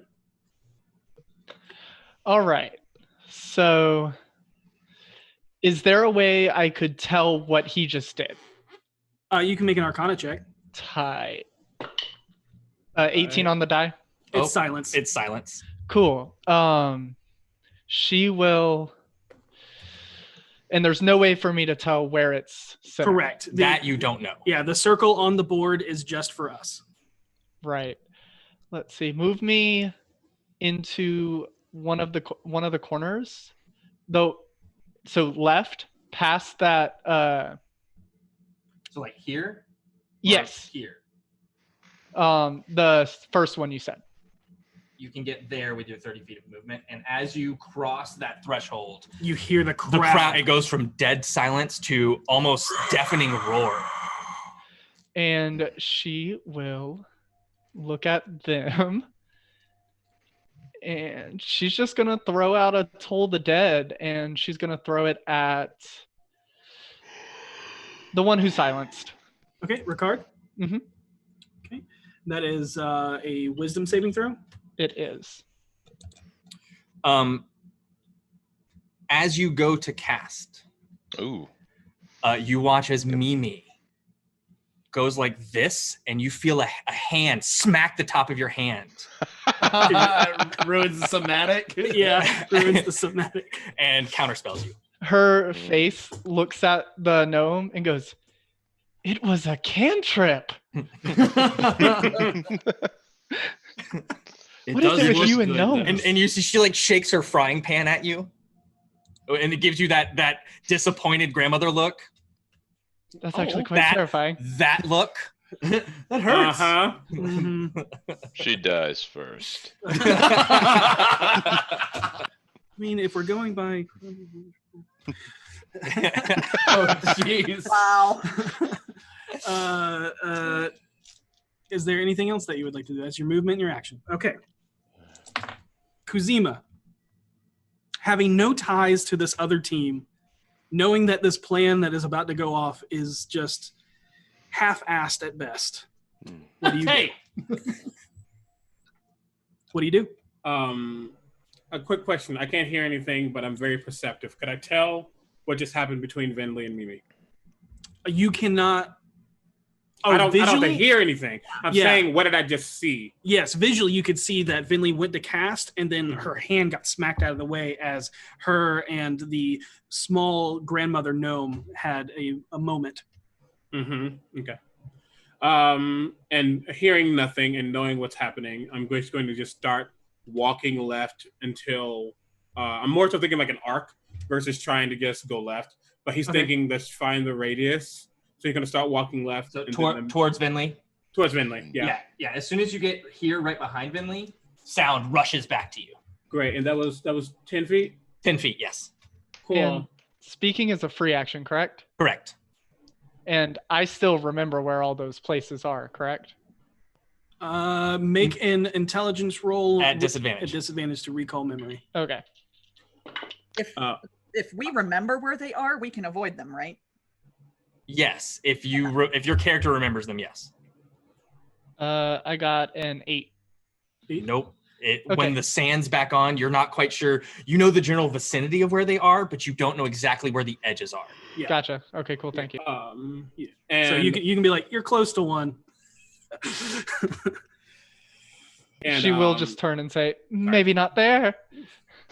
But once he got to that spot and heard, he didn't actually stop. Yep. He starts walking forward. Got it. And he goes maybe about 15 more feet. And he right there. looks at cool. And as he's walking, you see him summoning that firebolt as he looks at Ricard. Was that really supposed to do something? And then I shoot it at Kuma. Ooh, nice. Burn. Yeah, roll the hit. I need to stop doing that so hard. That is a rose quartz die, and you're not about to break. That is what's my spell stuff? Where are you? That is 26. Yeah, that'll hit. Yeah, great. That is That is 13 points of fire damage. Omega, honey, you're rolling those in a dice tray, right? Yeah. Okay. Then No, it hit the back of the dice tray, and I'm like, it'll don't be do fine. that. It hits Kuma and she like stumbles back and just kind of locks eyes with you, Dragonborn to Dragonborn. What color is Kuma? Bronze. Kuma's full name is Kuma the Bronze, and you watched her shoot an electrical breath. Electric. I was like, it's not. I was like, wait, that's brass, right? Anywho, Yeah. And he gets eyes and kind of nods his head. Let's play. And then you just see classic Zawadi just roll up and get as he fire seeds at Kuma as well. Ooh. Let me use a different dice for you. That's a natural 20. Oh my for god. Go nice. ahead. Max dice. What is it again? For spells, it's just It's double the dice. Double the dice. Yeah. Okay. Yeah. Not bad though. That is math. 13 points of fire damage. Okay. I don't want to kill them. Too late. He can't hear you. He can't hear you. Sound doesn't escape the silence. Yep. Boss, you watch as both Vinley and Kuzima make their way out and start casting against the other team. You do not hear anything. And it is very strange and eerily quiet where you are. Could I hear them move even? Nope. You can't even hear the sound of your own breath fill your lungs or the sand shift beneath your weight. Super. Okay. Gauging, I mean, I'm sure I see people on their feet. How focused is the crowd on this engagement? I mean, they're all for it. Yeah. Okay. Very.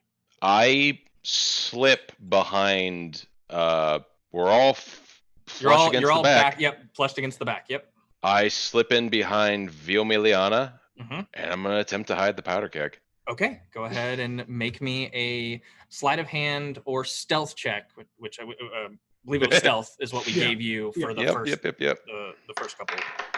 Damn it. Get in that plate. Some of us don't have fancy dice trays. That is a 20. Dirty 20. Not Okay. natural. All right. Got it. Stuffed into the shadows of your own bodies, and everybody seemed to be more fixated on the spells being casted at the other champions of the pits.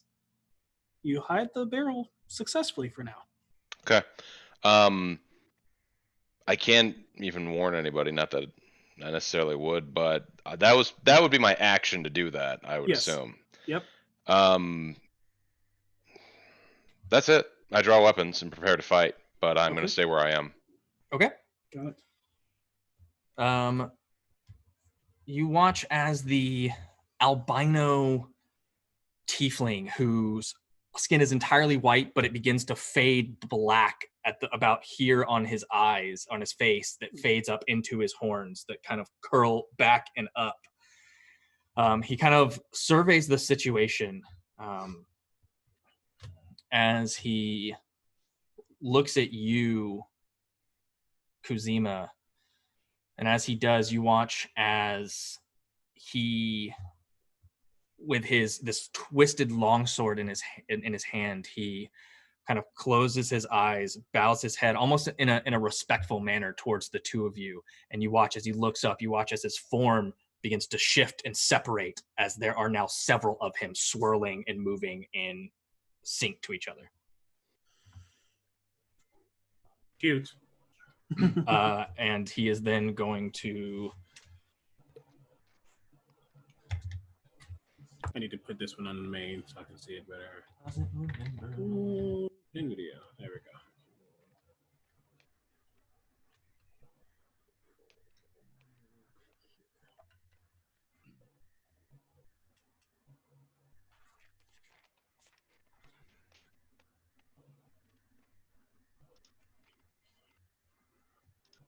Right.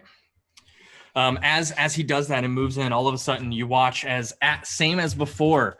The last time ground you begins fight- to shake, and you're worried that, oh my god, this is the explosion, this is happening, as the ground then starts to launch up into pillars and walls. Harold goes up. Okay. Oh, this is bad.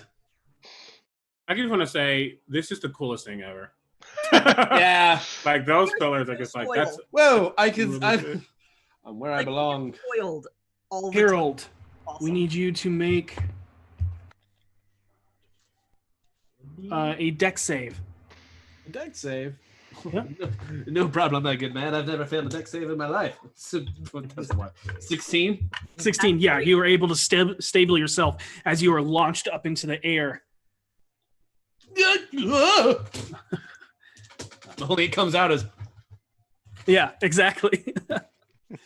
As the arena shifts once again into a maze of pillars and walls.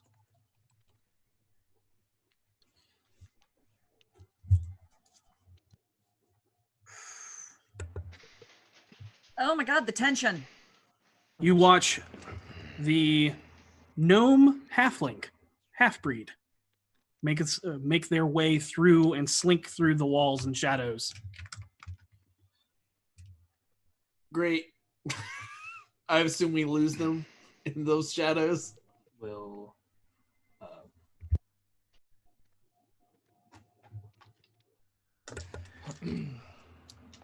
and as she moves into the shadows of the pillars, you lose sight of her. Yep. Great. I'm Ooh. about to get crit. Now, just to be sure, she was the one who summoned the tentacles, right? No, No. Oh, no, okay. it was the fortune teller. The fortune teller did. Okay. Yeah. Yeah. His name is Eben. Oh, well, that makes sense. Of course. Eben Florane, for he reigns over the ebb and flow. Oh, he's about to get forward. About to get flowed. No. So Harold. At the last second, Harold, you see peering from around the corner is this little gnomeling with a bow pulled back as an arrow comes flying your way. Thrilling. Love that everybody's following the plan. Maybe he's just making a good show and he's going to miss you. My face. She is going to miss you. Does a 19 hit you? Maybe she's not going to miss you. Hold on. We're deciding here. Cut and shield words, Bard, yes. Cutting words is risky. I'll try. I can't cutting words. She can't hear me. Oh shit! Yeah, you're right. You're right. I can't cast anything either. Yeah, it hits. Nope. Oh Okay. wow! It's just that's just gonna hit. You take 9 points of non-lethal damage. Perfect. Nice. Ooh, like, ow, you hurt me. Yeah. So can Harold infer from that okay, she knows what she's doing. She's not trying to kill. It struck against you and has cut, but has not. Right, but it's embedded clear. itself. But it's clear to me that she could have if she had wanted to. Yes. Oh yeah. Okay. Can we insight Had- that? Pick up on it? Harold's the only one that sees it because of his vantage point, and that there are pillars and walls and a labyrinth Vantage separating. point! Yeah. I forget My my vantage- contacts in, so I can't really do that well. Yeah. Yeah. There's a whole lot of walls and pillars in your way. Yup. And with that, they step behind the wall again, getting full cover. But Harold, It's your turn. Oh man, I go to say something and I'm like, and then I'm going to run down. I'm going to jump down. I'm going to try to close distance to them. Okay. Are you gonna try to? You're 10 feet up, so are you gonna try to? I'm going to try to acrobatics down. I think. Okay. okay, Because I've got good acrobatics. I'm a bard. I'm a bard and I do not have good acrobatics. Let's see here. Who part is good acrobatics? The ones in the circus? Damn right. yeah, performers. Let's see here. Okay. Yep. Here we go. He's also a lore bard, so he's good. 12. That's enough. Yeah. Okay. You So that's 10 feet of your movement. you take no damage. Cool. And then I'm going to try. I don't know where she is anymore, do I? Because she ducked back around the corner. Yeah, you know the general area of where. But she you don't is, have eyes on her right But now. you don't have eyes on her. I'm going to try to close distance to the bard and put myself between the bard and the rest of my team.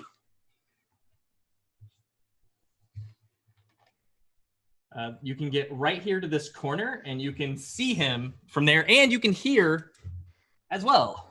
But you cannot move any further because there's pillars in the way, and that's all you're moving.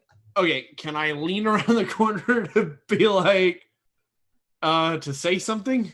Okay, you can peer over. Okay, I'm just they're only like, 5 foot tall. Yeah, the walls. ones in front of are 5 feet. I'm going to look at him, and he's like, if this fight goes on much longer, then this whole place is going to blow. Oh, nice.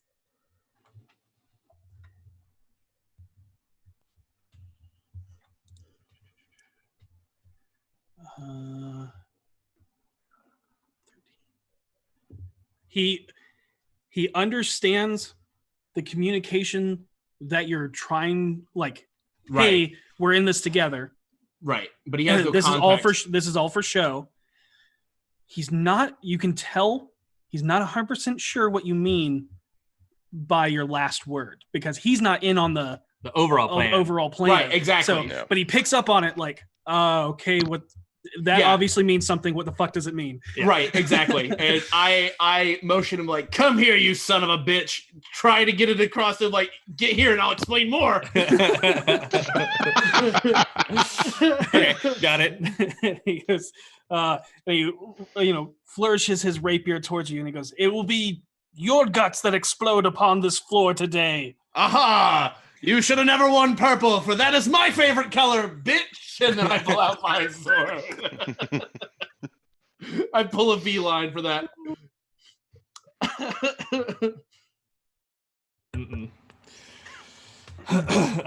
You see Kuma just kind of like sigh as she's like, I guess we're doing this. And fucking deck the shit out of me. Oh, Jesus, you're right there. I know, I'm right there. I'm so stupid.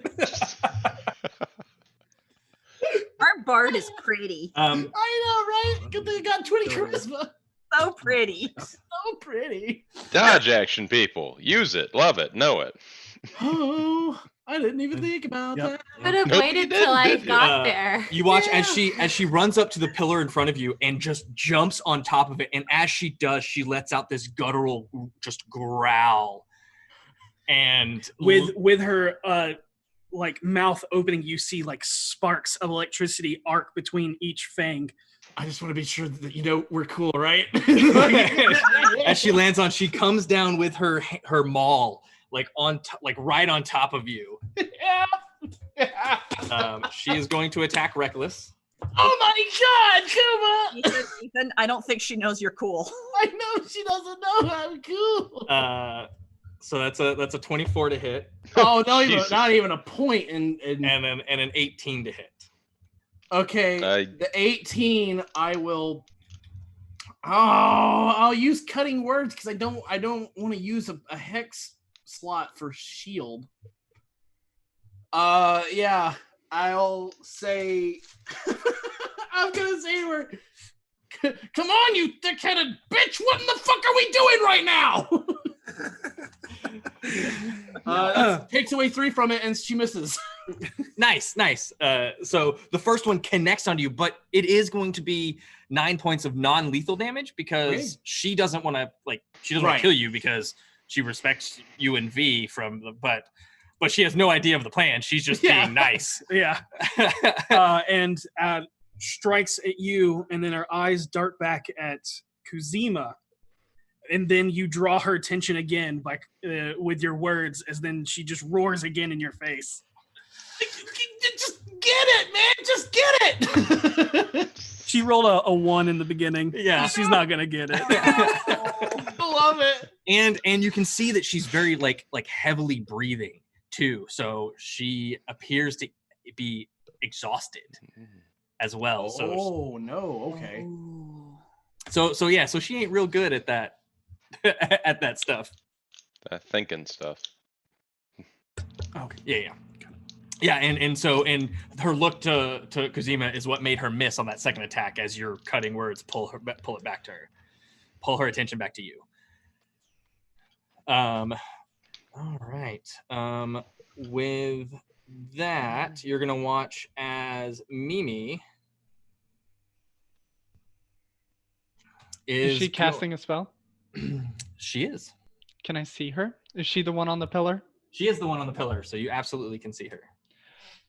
When she goes to cast the spell, Vinley will reach out her wand and say, I can do that too.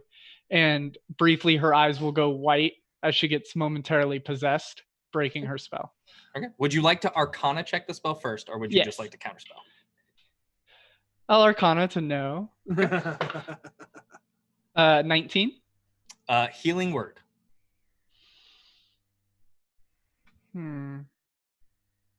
I'll let it happen. As she you watch as she blows a kiss and it turns into a small little rabbit that hops across the air and hits Kuma in the back, and you watch as some of the fire burns heal up. Seisha's becoming a cleric now just to be able to do that. Because it's going to piss Voss off.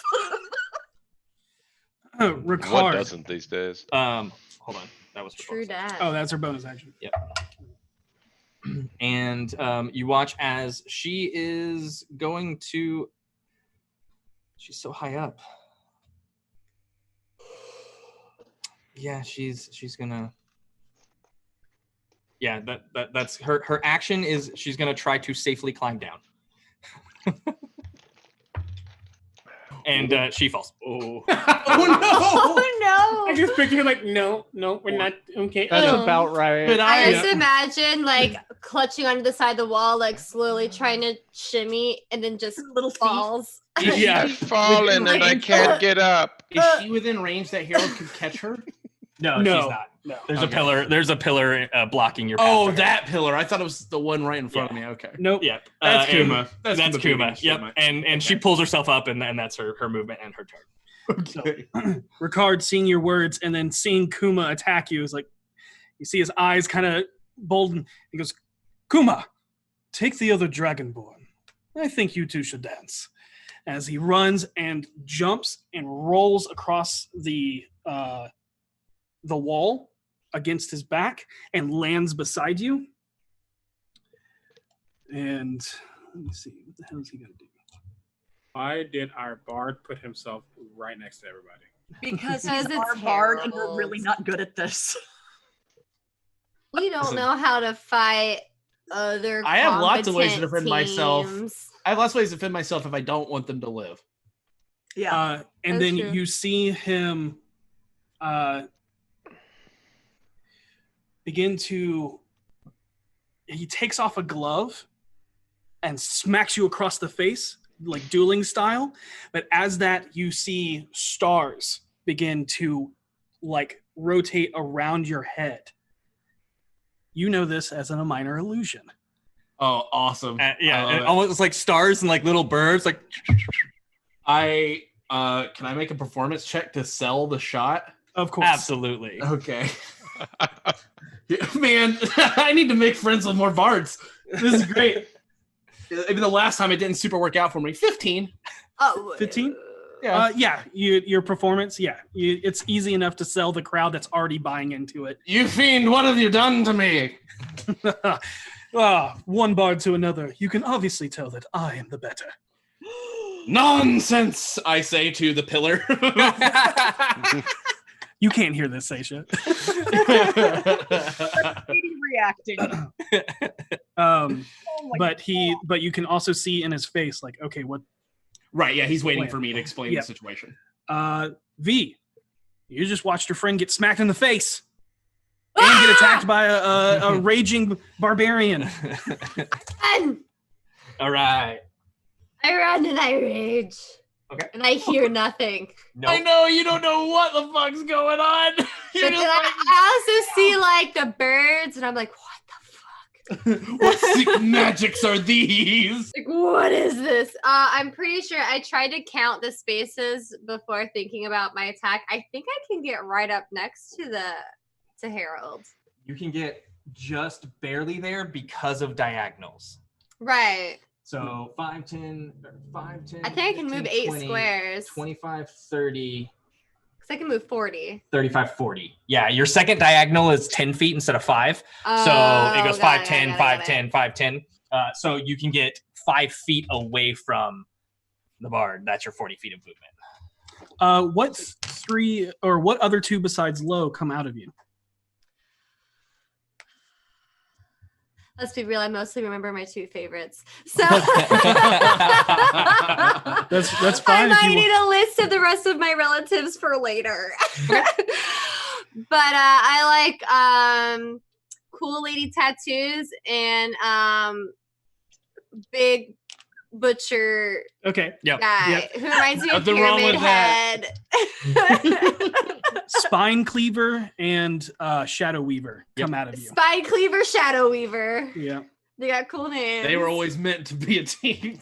They were. And that is your bonus action, Rage. Your movement. What is your action? My action is gonna recklessly attack this fool. Are you javelining him? Well, isn't he within reach of my sword? Wait, I can't. Let's see. Do I have a square between me and him? You do. Oh, well, then no, I'm not doing that. Instead, because I'm kind of like, I thought we didn't want to attack these people, but they're attacking us. So I just kind of, maybe I'll attempt my own charisma roll and be like, hey guy, yeah, you with the stupid outfit. What was that like last season? Anyways, didn't realize you guys were here to blow up. Oh. Anyways, Harold slowly turns. Oh, just kind of looks at Ricard like, that's a 9. A 9 to hit? No, it's a 9 to No, explain. that's a 9 to explain what's happening. Okay. She's trying to do what Harold's doing while It's my she's angry. charisma roll. You know, maybe we. Yeah, just go ahead and make your roll. Oh, she did. It was a 9. It was a got 9. it. 9. Got it. Oh my goodness. So good. That So was good. perfect. Okay. You watch as he just kind of like gives you this, looks at Harold and looks at you, and you see him smirk a bit as he instantly knows how he's gonna retort that. Cool. He looks at you. He goes, "Oh yes, barbarians, so astute with knowledge and kind, feathering words. These are last weeks at best." He's kind of like, I think I know what you're talking about, but I can't tell if you're not getting it, like my barbarian's also not getting it. I don't want V to be like, all right, well, if you want to blow up, that's your call. Yep. And it is. Now you watch as V says that last remark. The small halfling who pulls out the tarot deck and fans it in front of him as they begin to float around him. Then he pulls a card, and behind him you see the golden outlined visage of a jester as he pulls the Fool, as he points it towards you. Who's you? Is he within eye shot of me? V towards V. It is. He should be. Or is there a wall in front of him? There is. That he has total cover from you because of the pillars. Yes. And I need a wisdom saving throw from you. Cool. Very exciting. Here we are. Back again. Here we are. Saving throw. I'm gonna use a different D20. That one sucked. Okay. Oh, yay! 19. 19. Your mind is just taken over with the most hilarious joke you remember Harold ever telling. Oh yeah. And then for a second, you kind of chuckle to yourself, but that's it. Oh, I'm just gonna like. Yep. If you want to blow up here,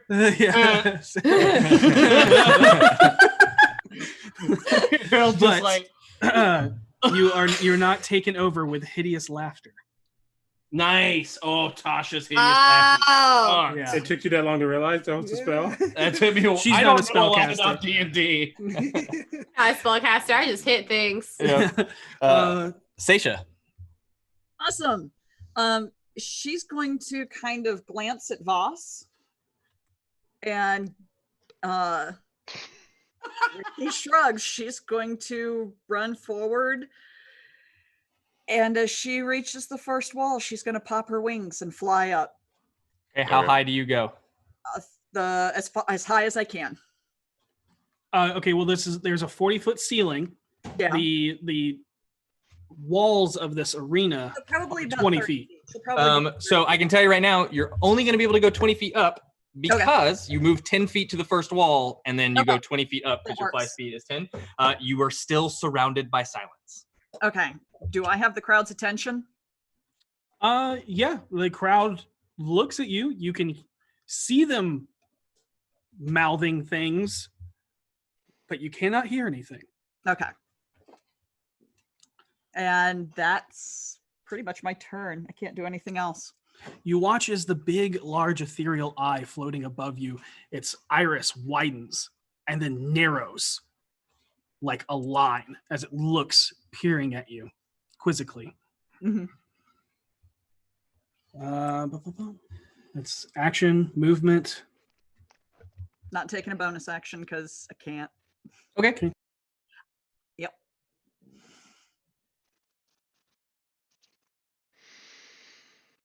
So as you fly up and you kind of sit there and hover and the eye narrows at you, suddenly a violent shift in the caves causes an earthquake as dust and debris fall from the ceiling, crashing into the stands of the people in the sand pits below. Those of you who can hear the echoing sounds of stone breaking as rocks come crashing down, headed in your direction from directly above. I need everybody. Yep. You can make a perception check. Those that are within the silence have disadvantage as you do not hear this happening. Fantastic. Wow.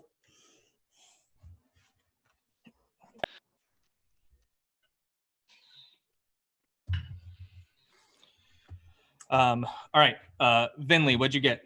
30-20. Okay. Nice. Kuzima, what did you get? 24. Voss, what did you get? 7. Okay. 2 seconds. Got to roll for some NPCs here. 16 for Bilrin. Should have run out of the circle. Should have got a V8.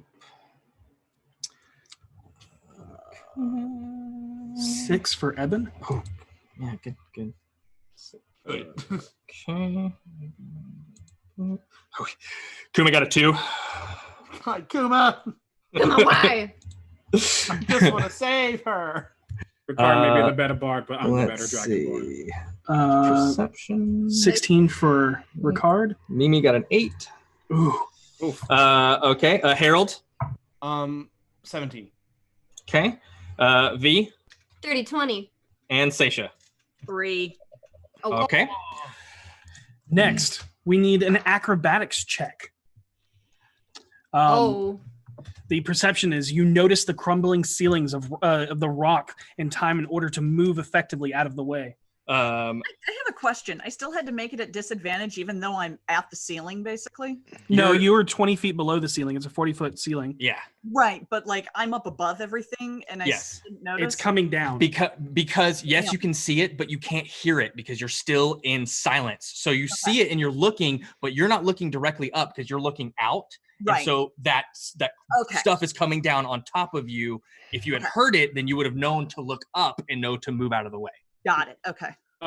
Does a high perception roll affect this acrobatics roll, or like what's going on? No, it's separate rolls. Yep. Gotcha. Is this acrobatics at disadvantage? No, just the perception was at disadvantage because of the silent spell. Cool. Gotcha. That's better. Just so those that have watched or have played this before, this is very similar to when the rock slide happened when you were going up to meet Halam. Right. Yes, it is a series of actions instead of one single roll. Got it.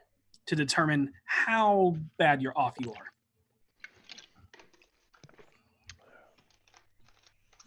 are. Okay, Vinley. 18. Okay. Kuzima. 10, but a question. Okay. If I could see fast enough and I have something that can get me out of the way immediately. Is it a reaction? No. Then no, you can't. Sorry. Yeah, if it was a reaction, we would allow it. Yeah. Fine, Boss. yeah, that's a 10. 28.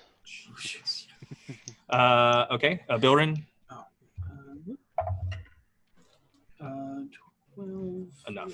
17. Harold. 18. Okay. Ricard. V. 19. Okay. Nice. 14 for Ricard and 17 for Eben. Okay. And Seisha. 15. Okay. And lastly, I need an athletics check. Okay. So for the acrobatics, sorry. Yeah. The acrobatics, noticing the rock falls, you are able to dodge and leap out of the way just in time to avoid most of the massive debris coming down.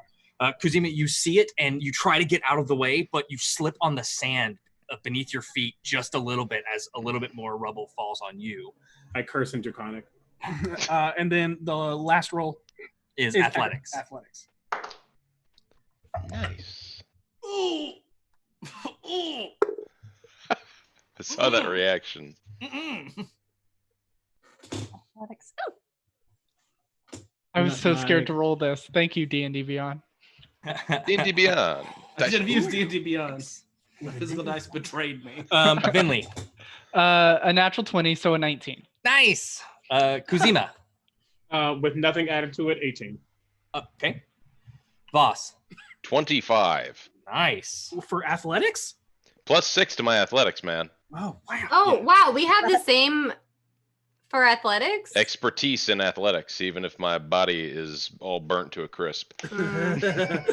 He's like a charred marshmallow. I didn't realize we had Bilrin. this. Bilrin got 15. Okay. Harold. 9. Okay. 9. Kuma. What did we get on our second roll? Oh, nope. Nope. Failed all three of those. No.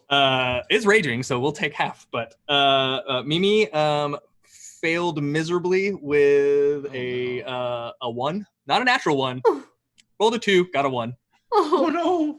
Oh, no. Ricard. Ricard got 18. Okay. And Eben got 17. Okay. And we are at V. 21. Okay. Did you remember to roll that with advantage? No. Okay. And then With advantage, it's still 21. Okay, great. Seisha.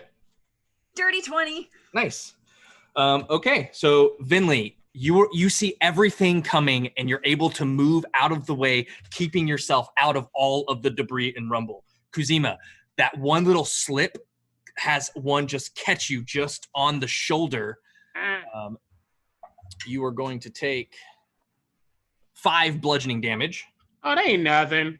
Bilrin, the little small halfling gnome, deftly backflips and moves out of the way, almost jumping off some of the rubble in her small frame as she completely goes unscathed. Harold, you are also going to take 5 as you don't quite see, you duck out of the way, but you can't quite climb over that last little bit as one clips right onto your ankle. You take all 5 points of bludgeoning, as I said. There is 9 for Kuma. Is that half already? Yes. Okay. Put that there. You see like the largest chunk fall and smash into Kuma as she slams into the ground and is completely covered and buried underneath this rubble. Mimi takes 2, failed 2. So 12. 12, okay. And again, Mimi had already fallen off of this pillar, is getting up and just doesn't get out of the way in time as her old small frame just isn't what it used to be as she gets hit a couple times. And after that, Ricard also gets out of the way. V, you get out of the way completely, dodging and moving and pushing off. You actually, at one point, a rock comes out and you just punch it and shatter it into 1,000 pieces around you. Yes. As nothing is affected. Eben takes 5. And then Seisha, that one that you weren't quite looking at with the sound deafened, clips your wing as you kind of stumble a bit. You take 5 points of bludgeoning. Got it. Oh, okay. It's terrifying. What is the eye doing right now? Actually, I'm going to try and do that. Which one did I fail? Eben, the first one. First one, which was perception. Oh, you're... But don't forget your rolls. Oh, you used all those. That's right. Yeah. You have foreseen that moment. Okay. So as fighting through the debris, another earth shattering, not shadowing. Shattering rumble echoes out from below you for those who are still outside of the silence. Actually, I'm going to say the silence goes away as soon as this happens, Ricard drops concentration on it. Yeah. Gotcha.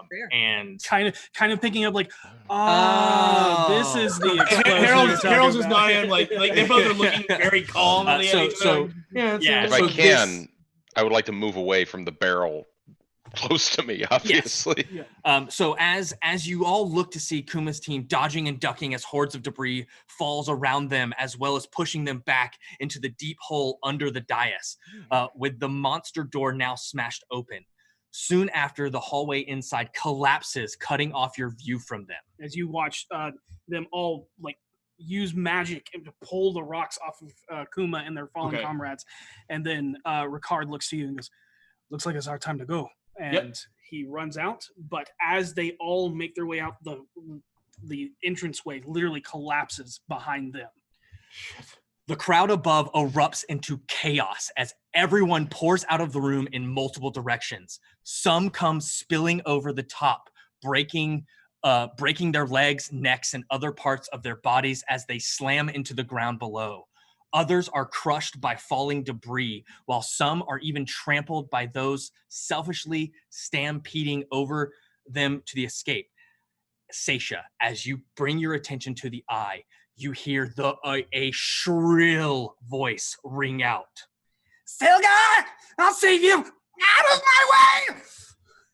But what catches you off guard, Seisha, and everyone, is the floating aberration hovering above you, materializing from where the ethereal image of the massive floating eye is a large, hideous blue and yellow beholder, firing multiple thin green rays, dissolving people into dust, black inky tendril rays, reducing people to aged corpse husks. Some bodies are being tossed over the railing as if yanked out of the doorway, backwards to clear a path leading to the promenade of pillared eyes for himself. I point to Seisha and start tugging on my cloak. I cast Locate Object on that cloak.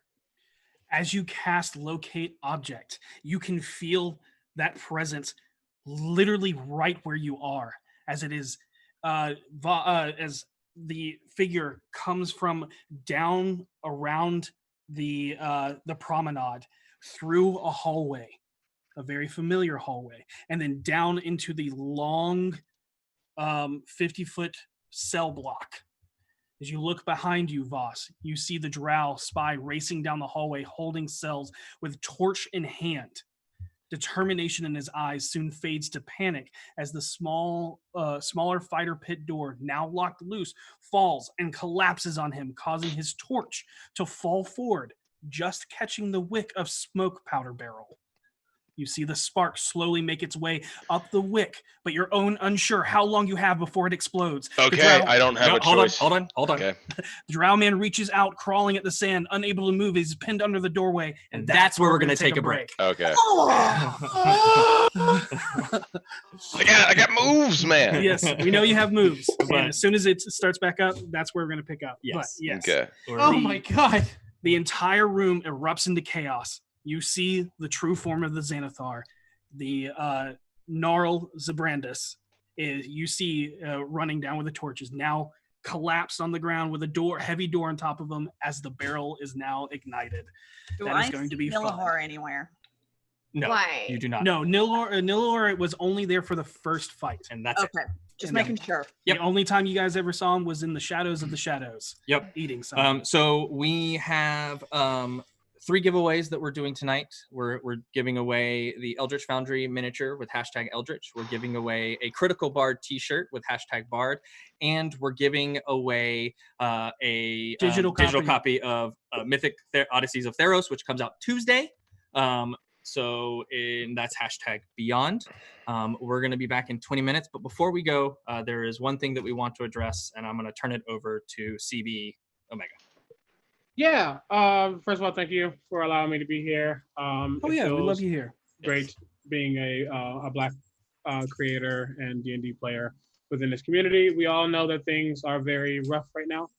We know that the world is quite literally burning because of the actions of those who don't believe equality is important. And I wanted to say, first of all, thank you to RockPunch ATL and D4 for giving a person of color a platform, but also if anyone is not feeling like they are heard or they don't know what to do, just know that everyone's with you. No one can tell you how to feel. No one can tell you how to grieve. No one can tell you how to riot. No one can tell you how to protest. But do so safely. Black Lives Matter always. And to make it very clear, we are not saying all lives matter. All lives do not matter. We're just saying we're focusing on the Black ones right now.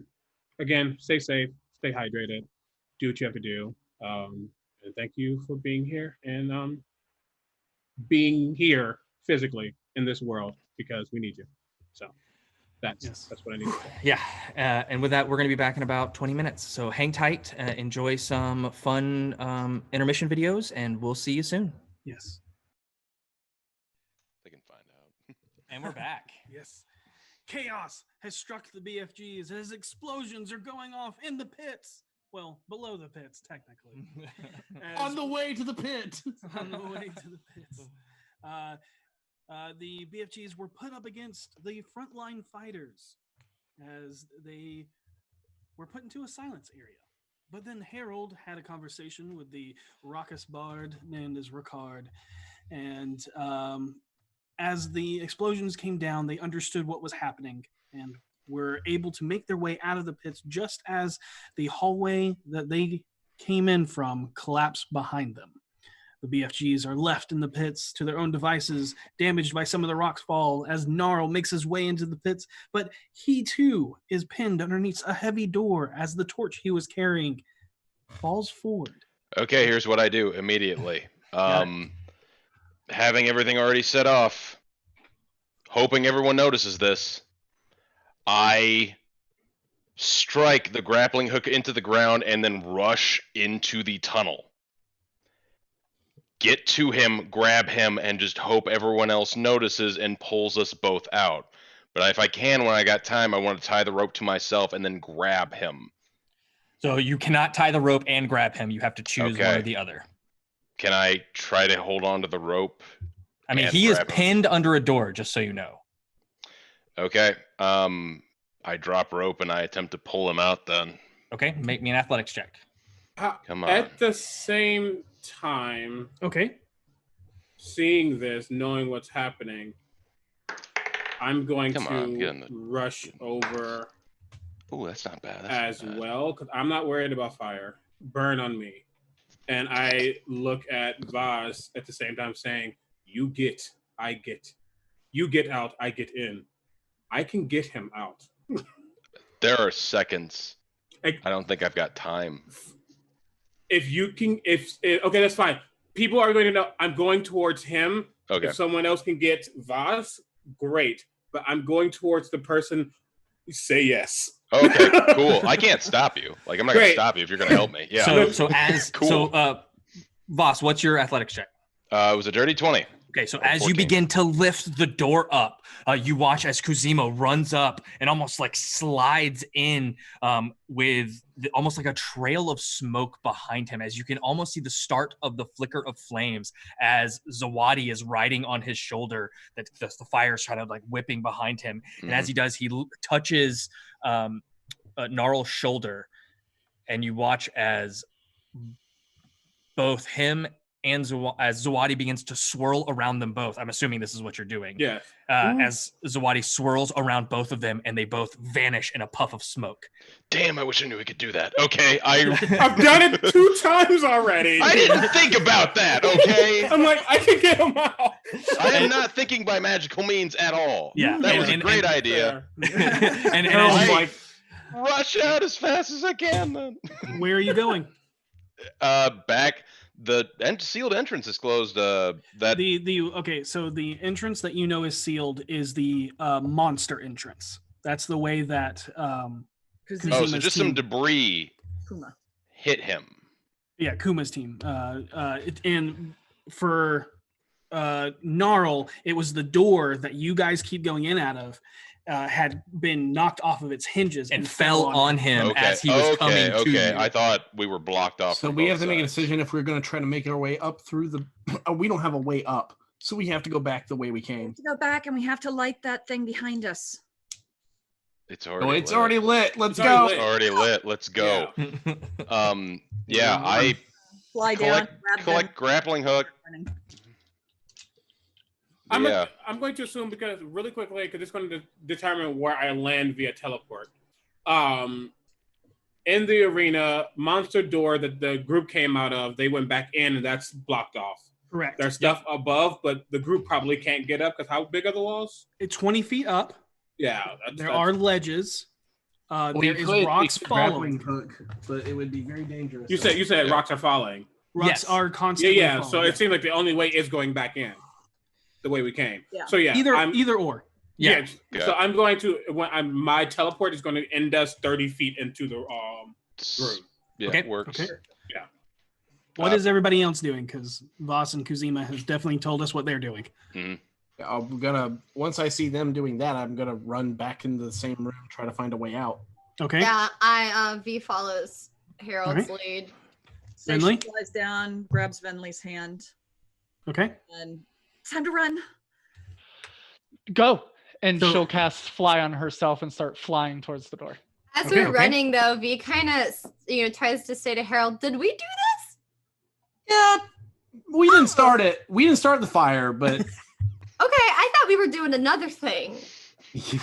no, we're doing this. Okay. You charge down the cell block, racing towards the secret hallway where you fought the Grell until you get to the wall and find the tunnel beyond the wall collapsed and enclosed by rubble. I turn to the drow. He knows this place best. He looks at you and he goes, "We have to get out. The barrel is lit. We have very little time. We Ow. have to climb out of the pit." Let's go. Okay. And I'm gonna. Let's go. Thus, ready? Are you trying to pick me up and fly me? Flying you out of here, I can climb up. It's easier for me to climb up than others. Harold. Come on. But I said this really isn't a time to have your My- pride get in the way of Vanley, escaping. no, Vanley, go. You probably have the. Well, you can fly. What am I saying? I'm Yeah. going with you. I grab a hold. Really quickly. So I kind of missed that. It's okay. The way is blocked. So you guys rushed down, like everybody kind of ran back down the hallway to head towards the secret tunnel where you guys had escaped the first time when you And- snuck out. And that hallway is fine, but the tunnel hallway beyond the secret door is not fine anymore. Yeah, it's completely caved in and collapsed and is non-traversable. So we have The to go only back way out through out. the pit. Is up. You have to through- go up back the So we'll out go back through to the the Through pit. the pit. Yep. Okay. Yep. Okay. I We can needed help to boost know- people up. Let us fly them up. That's a good idea. I can't teleport anymore. So We should just do everything we can to get everybody up as quickly as Yep. possible. I am going to take Harold and fly him up to Okay. the seats, and then fly back down and grab. Hold on. Gnarl. I'm going to Yeah, offer it's- my hand out. to Yeah. Kuzima. We are in a round by round situation right now. So we're going to take it one step at yeah. a time. Yeah. We gonna die. Yeah. Oh. We're gonna die tonight. So Seisha, you fly Harold up and out. Yes. Got Okay. I set him on the stands and then go back down. Mhm. Okay. Okay. Vinley. I reach out my left hand first to Kuzima, and then if he takes it, I'm going to try and fly us both up. I need you to make me an athletics check Okay. because Kuzima is heavy. Can I guidance? Yeah, of course. Can I give Bardic Inspiration? Yeah, of course. You can see it. You can yell down. Yeah, all I these am things. going to yell down in a very calm, rational tone. Yeah, and Zawadi's 100% not cuddling right now. He would, but right now he's just like fire angry, just like yeah. nope. So it's Almost- just like warmth. Go ahead. So as like Zawadi rushes over and almost like the back of your robes like ignites in fire for a brief second. You feel the warmth rush into you for guidance as Zawadi almost snuffs out and reappears back on Kuzima's shoulder, still almost just emblazoned the back of him just in this just Small, rock fire. tiny bonfire. Yep. And I rolled a dirty 20 with everything combined. So I would like to, as the fire forms behind me and transfers back to him, it kind of backdrafts us and pulls us up to the stands. Okay. Love it. Nice. V, what are you doing? Yeah, I would say V kind of a little awkwardly turns to Voss and goes, do you need a boost? I hand her the rope because I can help both of us. Okay. Are you going to throw the rope to the ledge? Who, me or Voss? Either or. Oh, you Yeah, hand me I'm the let- rope. I misunderstood you. Yeah, you hand I'm giving me it the to rope. you. That way it can help both of us. Yeah, and I throw the rope up. Is that athletic? What is that? Okay. Amongst the chaos, you find a clean enough ledge, still undamaged enough to possibly attach the grappling hook to. I need you to make a dex check. Dex check. A rope use dex check. So it's going to be just your dex, no proficiency. You can do this. You go Okay. before me. I can do it. Oh fuck! I'm sorry. Maybe you passed the rope to the wrong person. Maybe. Maybe. We'll see. No, I Maybe would have been. Yeah, eight. That's Eight. eight. Yeah, you you're not used to the weight of this rope. You're used to throwing your axe or the javelin, and so you go to throw it like that, and the rope launches up, and as it does, you pull back, feeling it snag on the edge and secure into place. Oh. Oh, I did it. Okay. Okay. I'm like, okay. That. I guess it's your rope. You can go. It's your turn. Oh, it's my turn. Yeah. I'll climb it. And I climb it. Okay. Climb the rope and make an athletics check. There With we go. advantage, because There's it is knotted. there's the And check. I think she's I still like. technically raging. Am I Angry. technically raging? No, because she hasn't dealt damage or taken damage, or attacked or taken damage. Pass everything. All right. So that you said athletics. That's a 19. Easily Yeah. up. You climb up over the edge, over a few piles of dust and more husked corpses, realizing you are climbing out in the direction the Xanathar exited. Boss, what do you do? Follow up behind her. Okay. Up the rope. Make an athletics check with advantage. It is knotted. Sweet. That an 18 and a 19, so that's a 25. Just barely.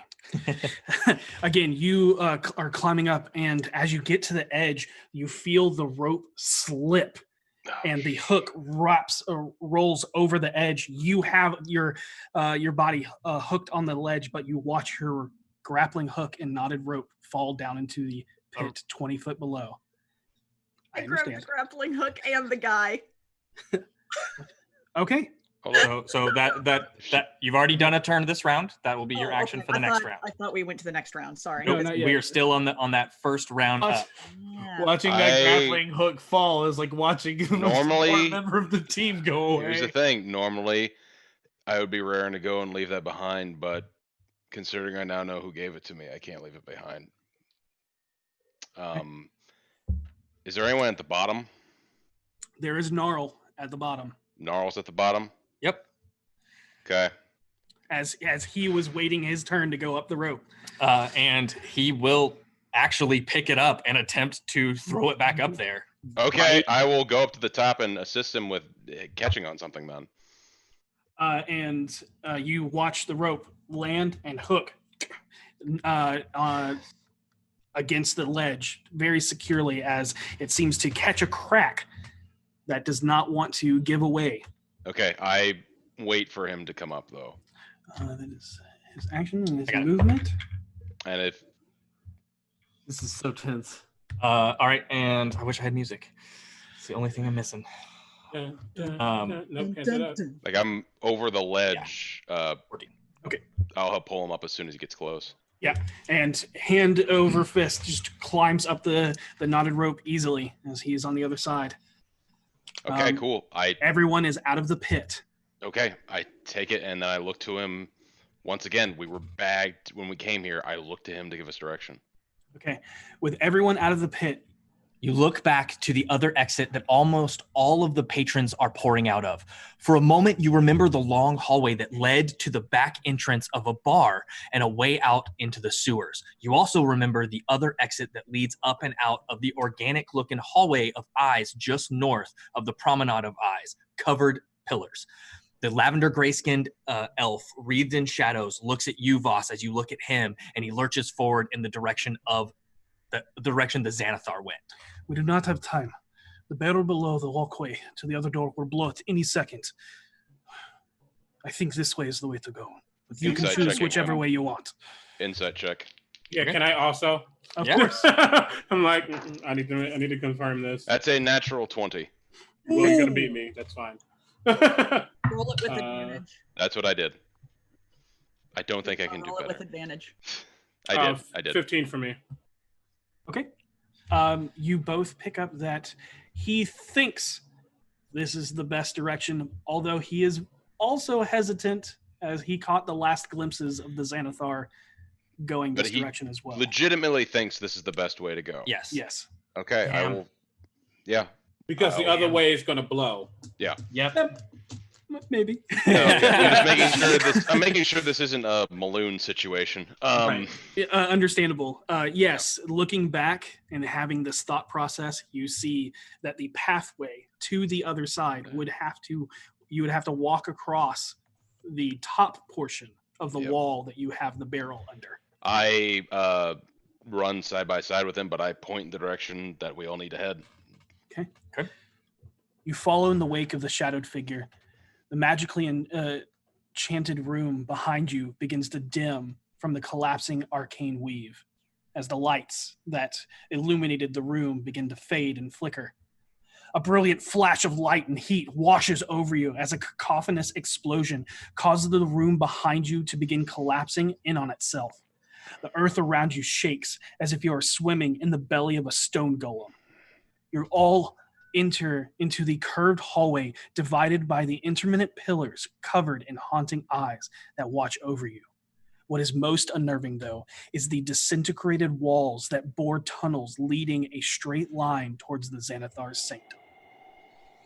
You all hear multiple hurried, heavy footsteps rushing in from the southeastern hallway that lead to the pillars you teleported in at where one of the barrels still sits. For a second, you panic, fearing it is the mind flayer you watch devour the brain of a man and the gangly-limbed, bulbous-headed creatures that ate his leftover corpse.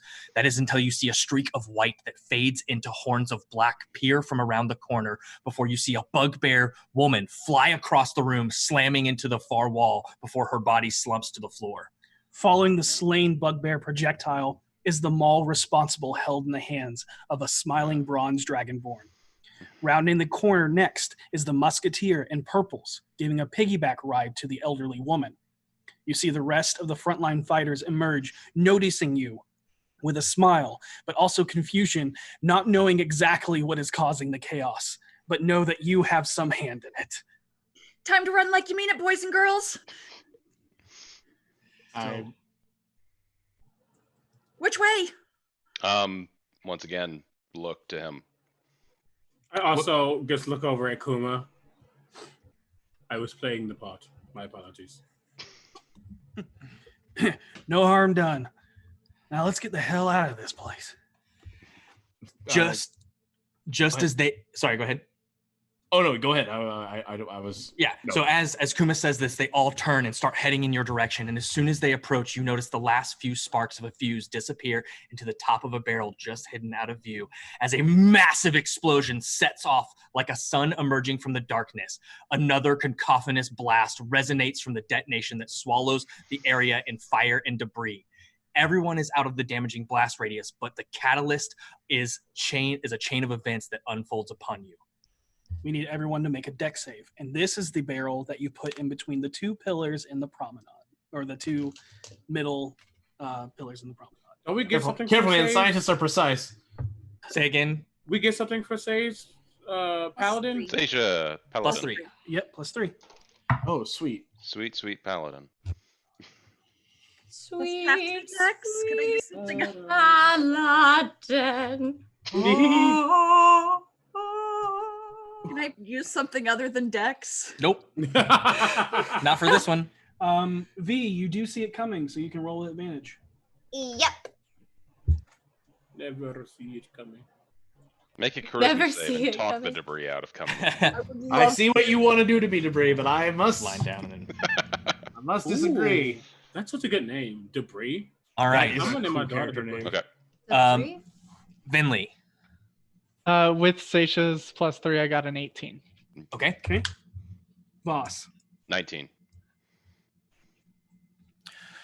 Harold. Dirty 20. Mm. V. Dirty 20. Seisha. 4. And Kuzima. Dirty 20. Nice. Hey, all right. So I guess I'm in the back. So as you are all engulfed in flame, or you're not engulfed in flames or the explosion, but pelted by heavy rocks and debris, almost like shrapnel as they blast out. I rolled it. Those of you, everybody but Seisha takes 5 points of bludgeoning damage. Seisha, you take 10.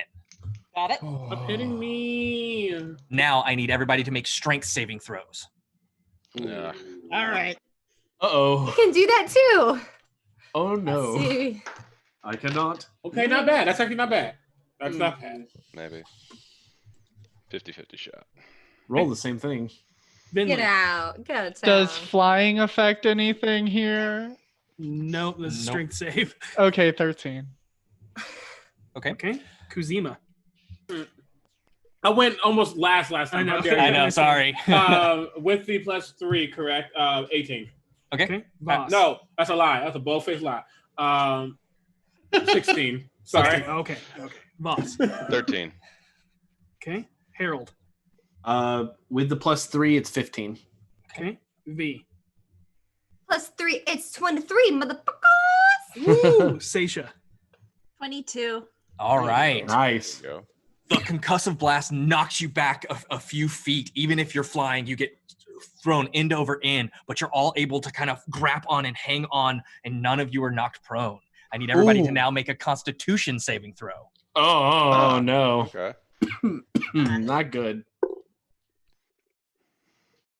Can you stop doing this? Okay, A that's lot fine. happens when around explosions. I don't like the single roll pass or fail. I like that too. This is a lot more fun. So Vinley. Fighting. 13 again. Okay. Kuzima. 30-20. All right. Boss. 14. Okay. All right. Harold. 12.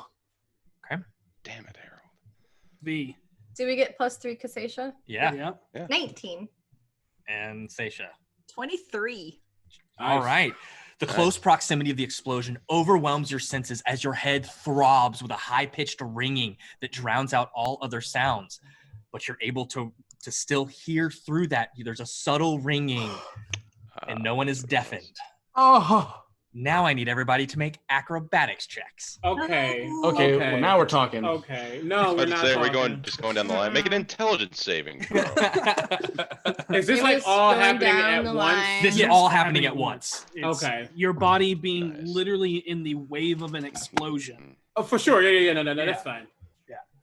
Do we get any bonuses because of Seisha? for No, this? nothing on that. Well, no, the plus No, these are skill checks, not saves. But that's- okay. Oh, I wish we did. I really All You right, did so well previously. Vinley. 19. Okay, Kuzima, 10. 10. Okay, Voss, 17. Harold, 11. V, 10. Seisha. 0. Ooh. Oh. I rolled a 1. No. With it. all right. Oh, The no. massive explosion tears into the stone and earth, sundering it to pieces. The columns adjacent to the smoke powder barrels are reduced to rubble as the ceiling and walls cave in as large chunks of debris segregate the hallway in two. Who failed that? Me. Okay, I'm ready. Kuzima, Harold, V, and Seisha. You take 5 points of bludgeoning damage from Oh. the debris falling around. And lastly, I need everybody to make athletics checks. Huh. Okay, I can do that. I can do that. Say we take 5 points. 5 points. Yep. 5 points of damage. You're in timeout. Nickel and Oh diamonds. no. My Yeah. good luck ran out. Rose quartz, Oh. rose quartz. Show That'll me be potato okay. salad. Nope, no potato salad for me. Oh, potatoes. Just Oh, hash yeah. brown casserole. Empty Hash empty brown. hot dog buns. That's all it is. Empty hot dog buns. All That's right. Sad. Vinley, Sad That's image. sad. 6. Ooh. Shit. Kuzima, 10. Oh, y'all think y'all did that. Voss, 17. Don't nobody care. Harold, 3. 3. Oh, V. No, 24. Okay. Mm. Seisha. 3. Hey, all right. You watch as you are completely separated from Kuma's team. The only reprieve you have for them is seeing they also did not get engulfed in flames. The last bit of debris from the ceiling and walls overtakes you, but those of you who passed are able to pull yourself out. Vinley, Kuzima, Harold, and Seisha are all restrained and under, As is Gnarl. as is Gnarl. I cast Misty Step. Yeah, and you body turns Take Nora into with you? But you guys are separated enough to, but as you step out, and who else is with you? Voss and V. So Vinley, Voss, and V, you look up, your heads ringing and bodies aching from the explosion and the cave-in it caused, leaving you reeling. go ahead, sorry. Yeah. Gnarl, trying to pull himself out from under the rubble, grunts through his teeth. It seems Twinbeard has made his way through here quicker than expected. We must press on. I There attempt. Okay, sorry. is a hole of ice. We must ignite it on our way out. Okay. Having said that, I attempt to dig everyone else out, starting from Absolutely. closest to So, moving out. Of course. So if everybody wants, whoever's helping get someone out, go ahead and make me an athletics check, and you can make it with advantage because I'm assuming the person who is restrained is helping you. Okay. Who all Themselves is out. buried? It can't. It's Harold, Kuzima, Yeah. and Seisha. I'll make a check. Oh, nice. And Gnarl. So you're going after Gnarl. V, who are you going after? Harold. Yeah. I'll go after- Besties. I go for Seisha. Okay.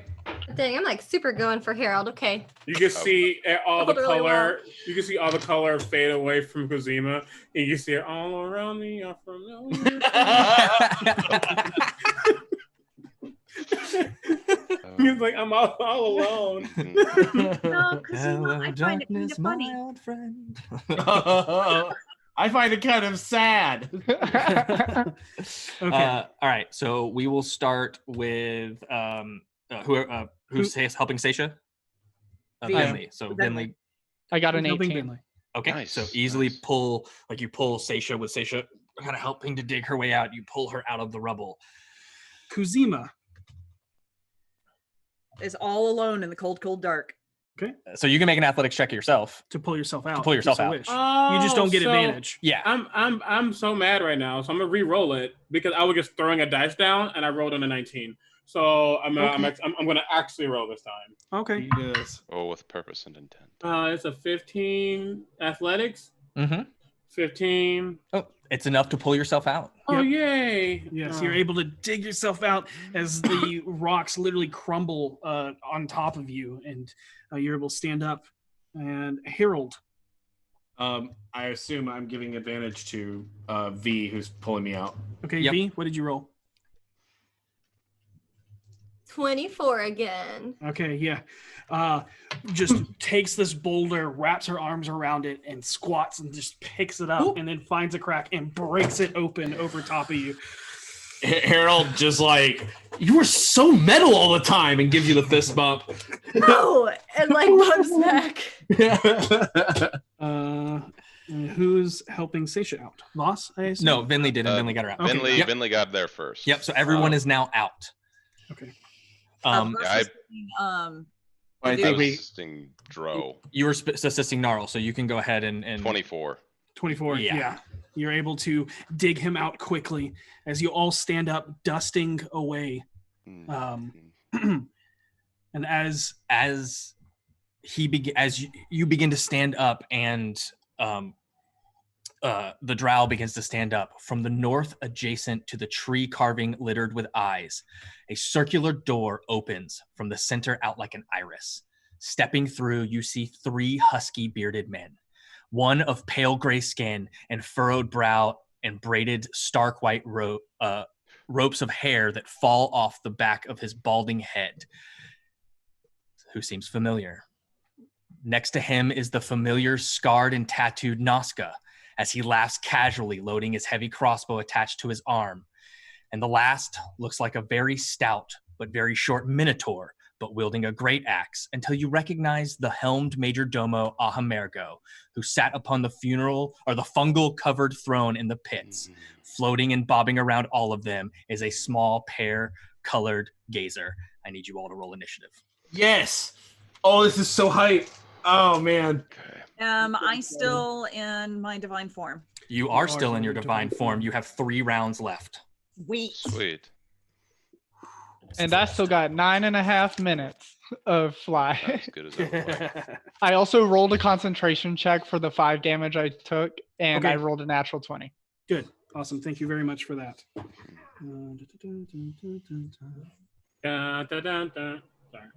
It's all good.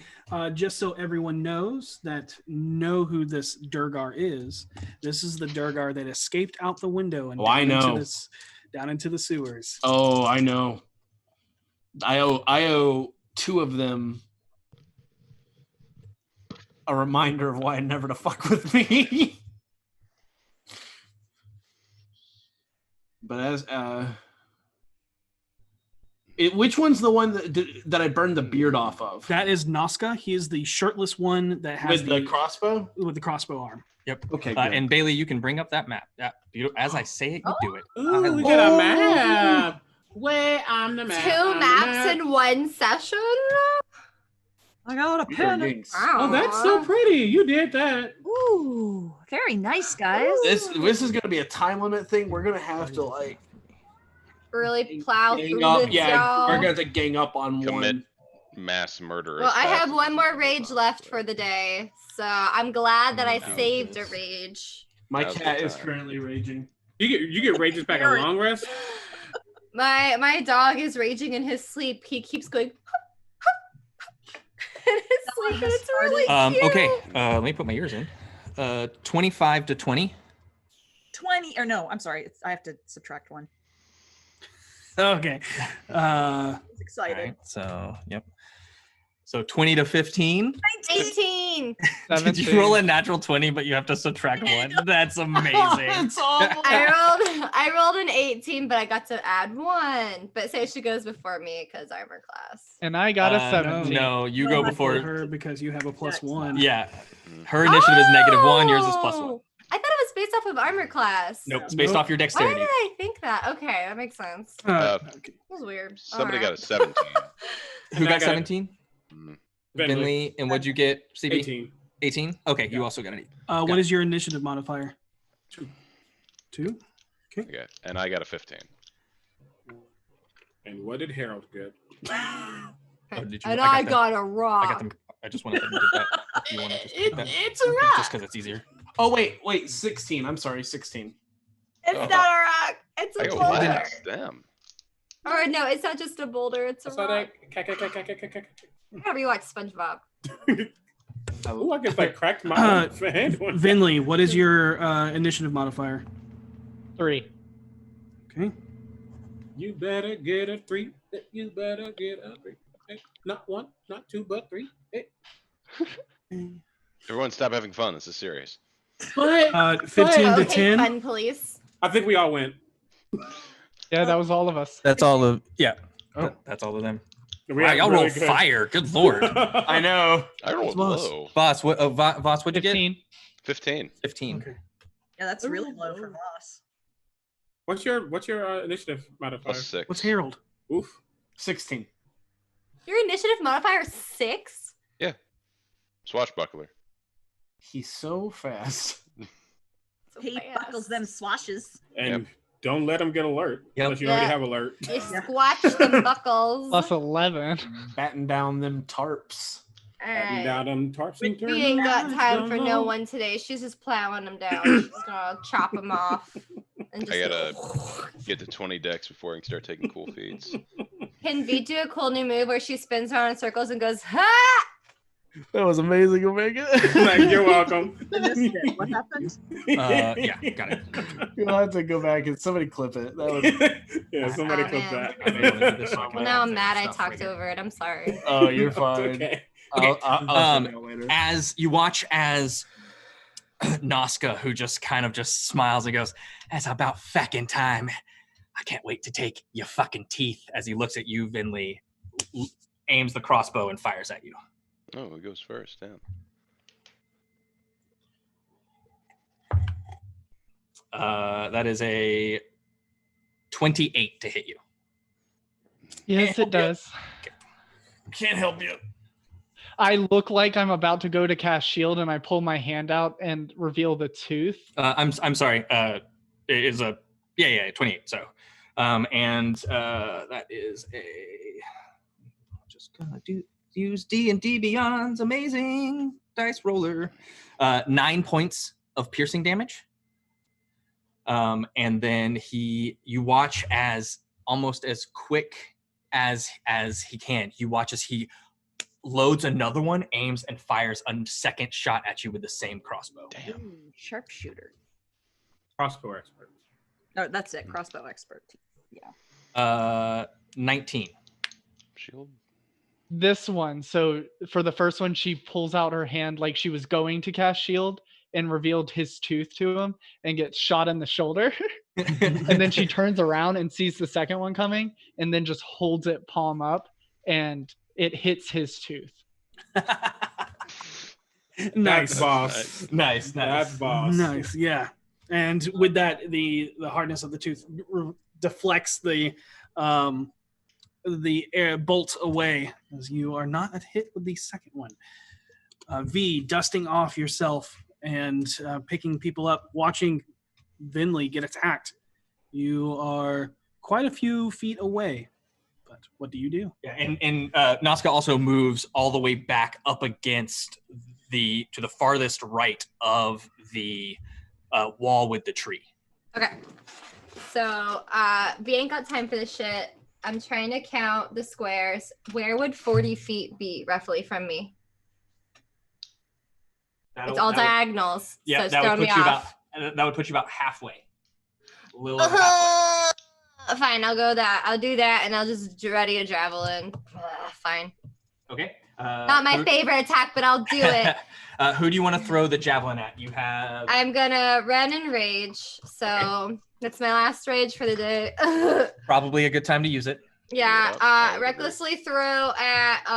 Well, let's see. If So I'm gonna go ahead and point on the map so you can see who's who. So Nazca Okay. is back here. You have Yes. the little small gazer here. Uh-huh. You have Amergo right here in the front, and Okay. then you have the Durgar, who is this large creature. Okay, let's see. My javelin can go. How far can it go? It says range 30 in parentheses 120. So anything beyond 30 feet, you would be rolling at disadvantage. Got it. So you can hit the gazer and Amerigo and within 30 feet. Everybody else is beyond 30 feet. All right, I'll hit the gazer. Okay. And yeah, I'm gonna do this recklessly. So like, let's try it out, y'all. Okay. Are we in the So many- eyes? You're in the promenade, the pillar with eyes, Yeah. not the full hall of That's- eyes. That's an 18 to hit 18 for the hits. first attack. Okay, and that's a 1d6. But according to whichever dwarf you ask, it's definitely not the same thing. All right, so that's 5 damage for the first one. Okay. The javelin rockets past, and it tries to move at the last second, and the tip of the javelin cuts across its front eye. Okay, and then it's 16 for the next one. 16 hits. Okay, and that's gonna be, damn it, another 5 damage. Okay. Javelin after javelin launches past this thing as it bobs and weaves, but it slams, like the javelin slam into it, spinning it around in the air as it relocates itself, and then all of its eyes focus on you. The javelins shatter against the back wall. V then thinks, oh, I probably should have gone for the thing with all the eyes. That is the thing with all the eyes. Yeah. V is now like, maybe I shouldn't have. Yeah. You and eyes are not. I don't want to do a wisdom saving throw. Seisha. I am going to fly forward. Okay. As far as I can. You have a 30-foot fly speed? Yeah. That gets you right here. Are you going to hover at all off the ground? Yeah. Okay. And then am I within 60 feet of anything? You are within 60 feet of everything, I believe, but let me double check that. Okay. I will let you know that this hallway is 15 feet high. Okay. You're 60 feet within of everything except for Nazca. Nazca Okay. is just out of your 60-foot range. Do I remember, do gazers have eye attacks? Oh, 100% yes. Okay, and I'm going to attack the gazer. She pulls out a dagger and her hammer. Okay. Shoots one at him. Okay. So amazing. I believe both of these will be at disadvantage. Are they? Yes, because your longest range is 60 feet. So I believe you're 30, 60. So from 30 to 60 feet is at disadvantage. Oh, okay. Well, then that's a 15 for the first 15 hits. and Nice. a 21 for the second. Dang. Nice. That's a good disadvantage roll. I know. I got rid of the one that kept rolling ones. You throw your hammer first as it knocks it wild, and then watching it as before it can focus back on you, you throw your daggers. It lands straight in the center of it. It deflates and splats to the ground. Dagger still embedded in it. Awesome. Yeah. You don't need damage? No. No matter what you roll on both of those attacks, it will kill. Okay. Yeah. Awesome. Damn. Yeah. Yeah. With just your base strength modifier Yeah. as the damage, it's enough to kill it even if you roll a 1 on both Yay, attacks. I killed something! You murderer. I murdered the shit out of it. So that's gone. Let's just remove this little guy. Kuzima. So really quickly, we got the Durgar with the crossbow. The Gazer's dead. The dwarf with the Dwarf. crossbow, the enlarged Durgar, and then the horned dwarf that was sitting on the throne. Horned dwarf that's sitting on the throne. The throne of spores. Yeah. Okay. What's gonna be the smartest? This is gonna be the smartest thing to do. I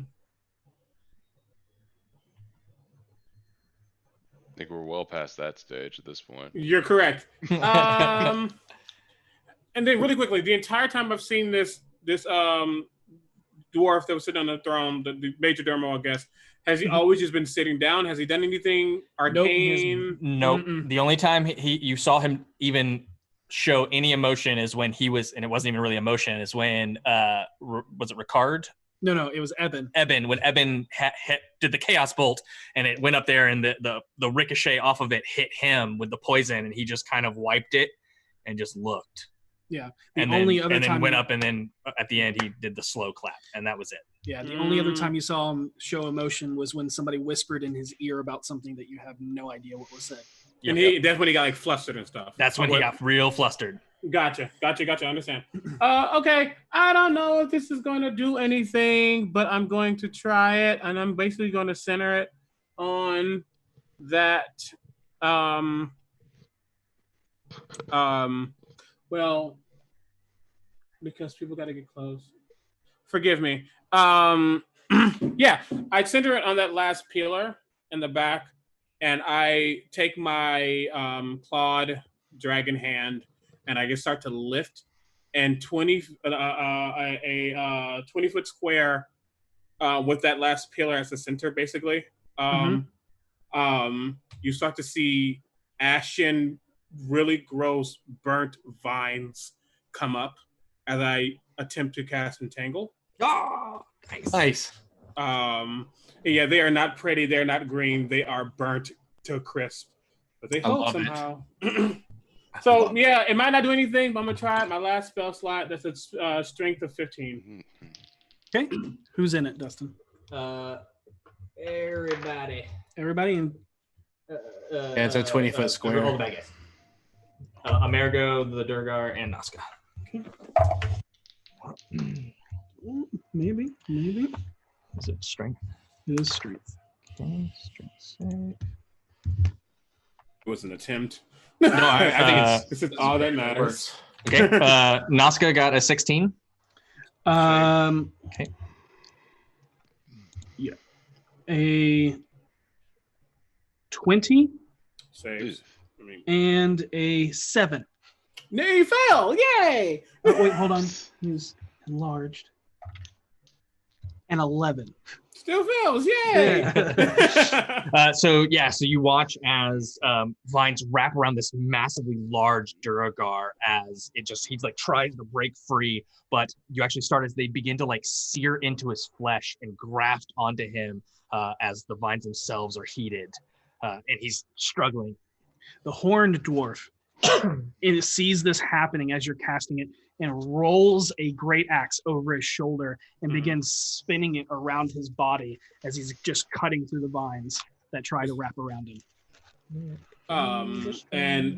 Once I see that it's held someone, I go, good. And at the same time as Zawadi is coughing onto the enlarged Duragar with a seed of flame, I look over and say, that area will be dangerous. What is the range of that? Because you're a ways away. You're correct. Let me check. You're correct. I am very far. I can get closer. I'm not bothered. 70 feet from the Durgar. Let me get right next to V. Yeah, okay. I'm pretty sure I can get there. Yeah, that's 25 feet. Okay. Yeah. Movement. Would I be within 30 feet to shoot somebody with some something? Yes, you are just within 30 feet of Amerigo. Yeah, then I'll cough on Amerigo. Okay. But yeah, and I say it does not hit. First of all, that's a pickle. And I say, you be careful when you go in that. It's dangerous. It's dangerous. Don't go along. Take this. Yeah, that's my turn. Okay. Yeah. As he coughs, you actually watch it hits, and it hits the little bit of like cloth over that kind of burns and singes away, and you see plate armor underneath it. Of Amerigo? Of Amerigo, yep. Oh shoot. Yeah. That bad. Vinley. All right, so I have a 60-foot fly speed. Could I get to where I can hit Nazca with a 15-foot cube originating from me? Start coming from you? Originating from me, not centered on me. So I'm going to tell you how far away you are from Nazca. Okay. You are 75 feet away from Nazca. So if I take my full 60, I'm 15 feet away from him, Yep. and I have a 15-foot away. Yeah. So you want to Yeah. move 30 and then Misty Step? No, I have a 60-foot fly speed. Oh, right. You're flying. Yes. Sorry, I forgot you're flying. You're good. And you are unimpeded by the difficult terrain. And I am going to look down at him. Oh, nice. I didn't know that. Cool. She holds up the tooth, just not showing it, just holding it. And she starts to cast a spell. And for a brief second, anyone that sees her, her hair turns completely white and stands all the way up as she opens her mouth and just screams. And I need a Constitution saving throw. Oh my gosh. Vinley and Kuzima about to be best friends. Distraction scream. 16. Let me see. Yeah, that passes. You're still going to take half damage.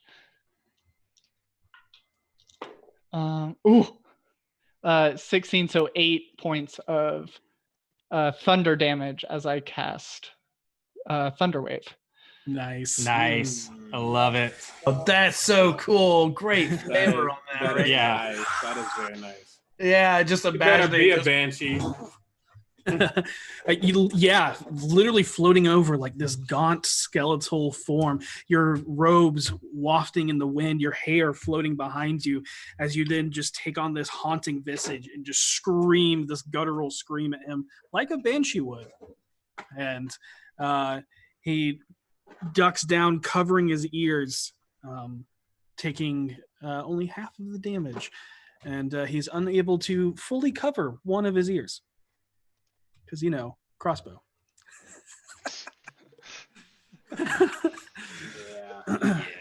And then that's me.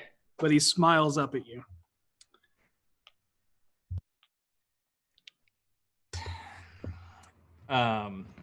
You watch as Amergo almost just like glances up at you, but his eyes lock on V, the biggest and most terrifying of all of you, as he just charges you. And that's difficult terrain, correct? Difficult terrain. I'm aware, but it is still enough for him. Cool. I just wanted to confirm. That's enough for him to get here. Oh, no. Go to that other What is this guy wearing? He looked like he was just wearing a tunic and a horned helm until Zawadi's fire burned away the tunic, and you see that he's wearing full plate. Okay. Yeah, I know. Oh yeah, we all know. Look and look. So he moves right there. He is right in front of you, V, and you, Kuzima. Okay. And with a very quick flurry, he spins his great axe around in a way that seems very surprising for his size and stature. 2 natural 20s. Against who? This is all against V. Okay. And then the lowest one being a 17. Does a 17 hit you? Yes, a 17 hits me. Okay. Wait, I'll Remember that thing? I'll use a reaction.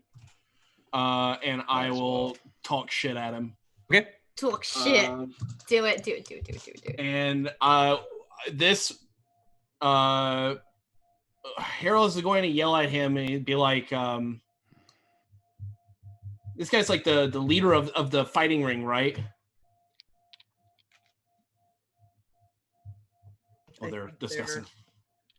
Sorry, damage I'm only fine. damage. I'm just making sure he rolls the correct amount of dice. No, that's totally fine. But this guy's like the leader of the fighting ring, right? He was the one sitting in the throne. Harold's going to shout at him to try to dissuade him from attacking by being like, "That throne you sit on, you're the person least deserving to have it, you piece of shit." And that's for the last attack? Or- Yes. Or is this... That would be the last attack. Okay.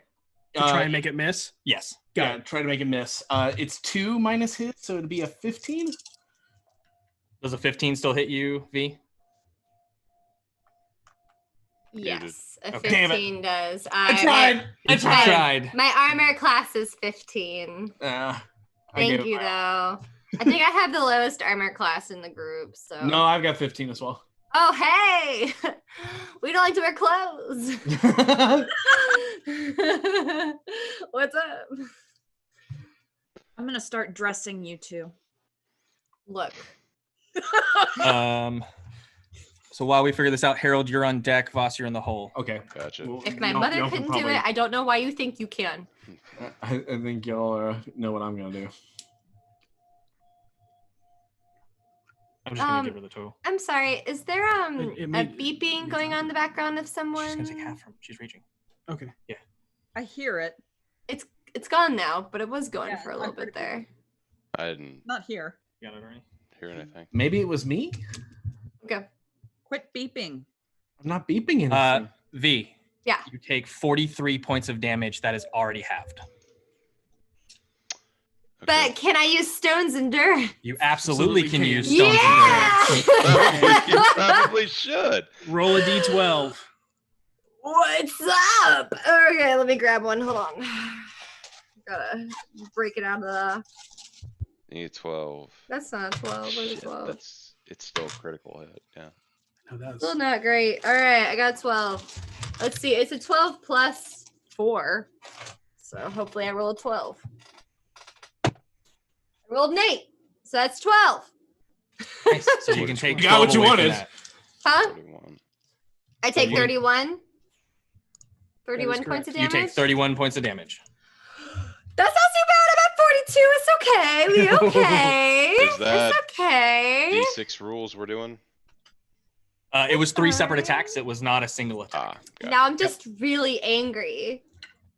Yeah, you would have had two. You and me lingering- both. You would have had 2 lingering damages on you if you weren't raging. Mm. Yep. Ow, I got very angry very quickly. Okay. Harold. Harold, free action, puts on the mask. Okay. I'm going to stalk forward so that I am within at least 60 feet of the dude who just hit her. And then I'm going to heat metal. And he's going to take Oh, got it. 17 points of, I believe it's fire damage. How far did you move? I moved enough to get him within 60 feet. Oh yeah, you don't even have to move to get him within 60 feet. He moved up to you. Yeah, no, then I'll stay where I'm at. Okay. I'm going to burn him Okay. for 17 because I'm going to cast that 3rd level. Got it. And then bonus action. No, it would be another spell to cast.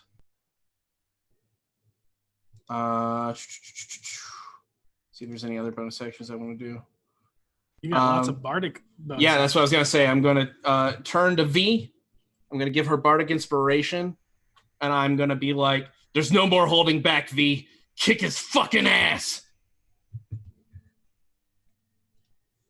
All right. Language. Get out of here, Captain America. All right, that's me. Yeah. V, All you right. have a D8 inspiration whenever you need to use it. But Hecky. Voss, it is your turn. Based on what's happening around us, this whole place is like coming down at any minute, correct? There are a couple more explosions that you are sure are supposed to happen. One of them, Gnarl said that you all have to light on the way out. It's in the next chamber. Yeah, and he Gotcha. said that Thorvin must be somewhere amongst these halls lighting these barrels. Okay. Can I flank the man who everybody's pouring damage into?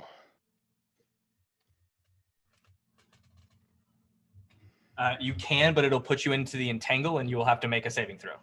I'll risk it. Because if he's in plate, I need the advantage. That should be good enough. 18? 18 beats it. Okay. That puts you.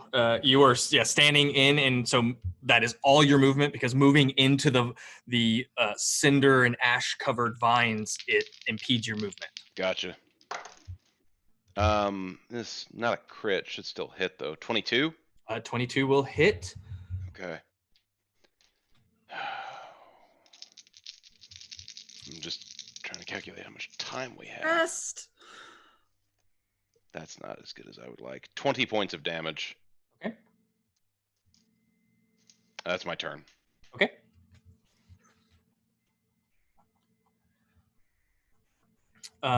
It is now the Durgar's turn. He is going to spend his action to try to break free of the vines. I believe it's an athletics check, if I remember, Kuzima. Strength checks.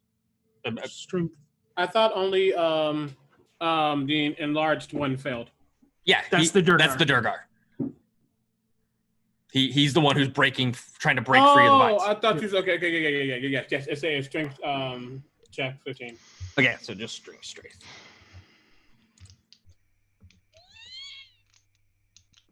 I'm sorry, was that my out loud squeal of terror? It was. Oops. How about that?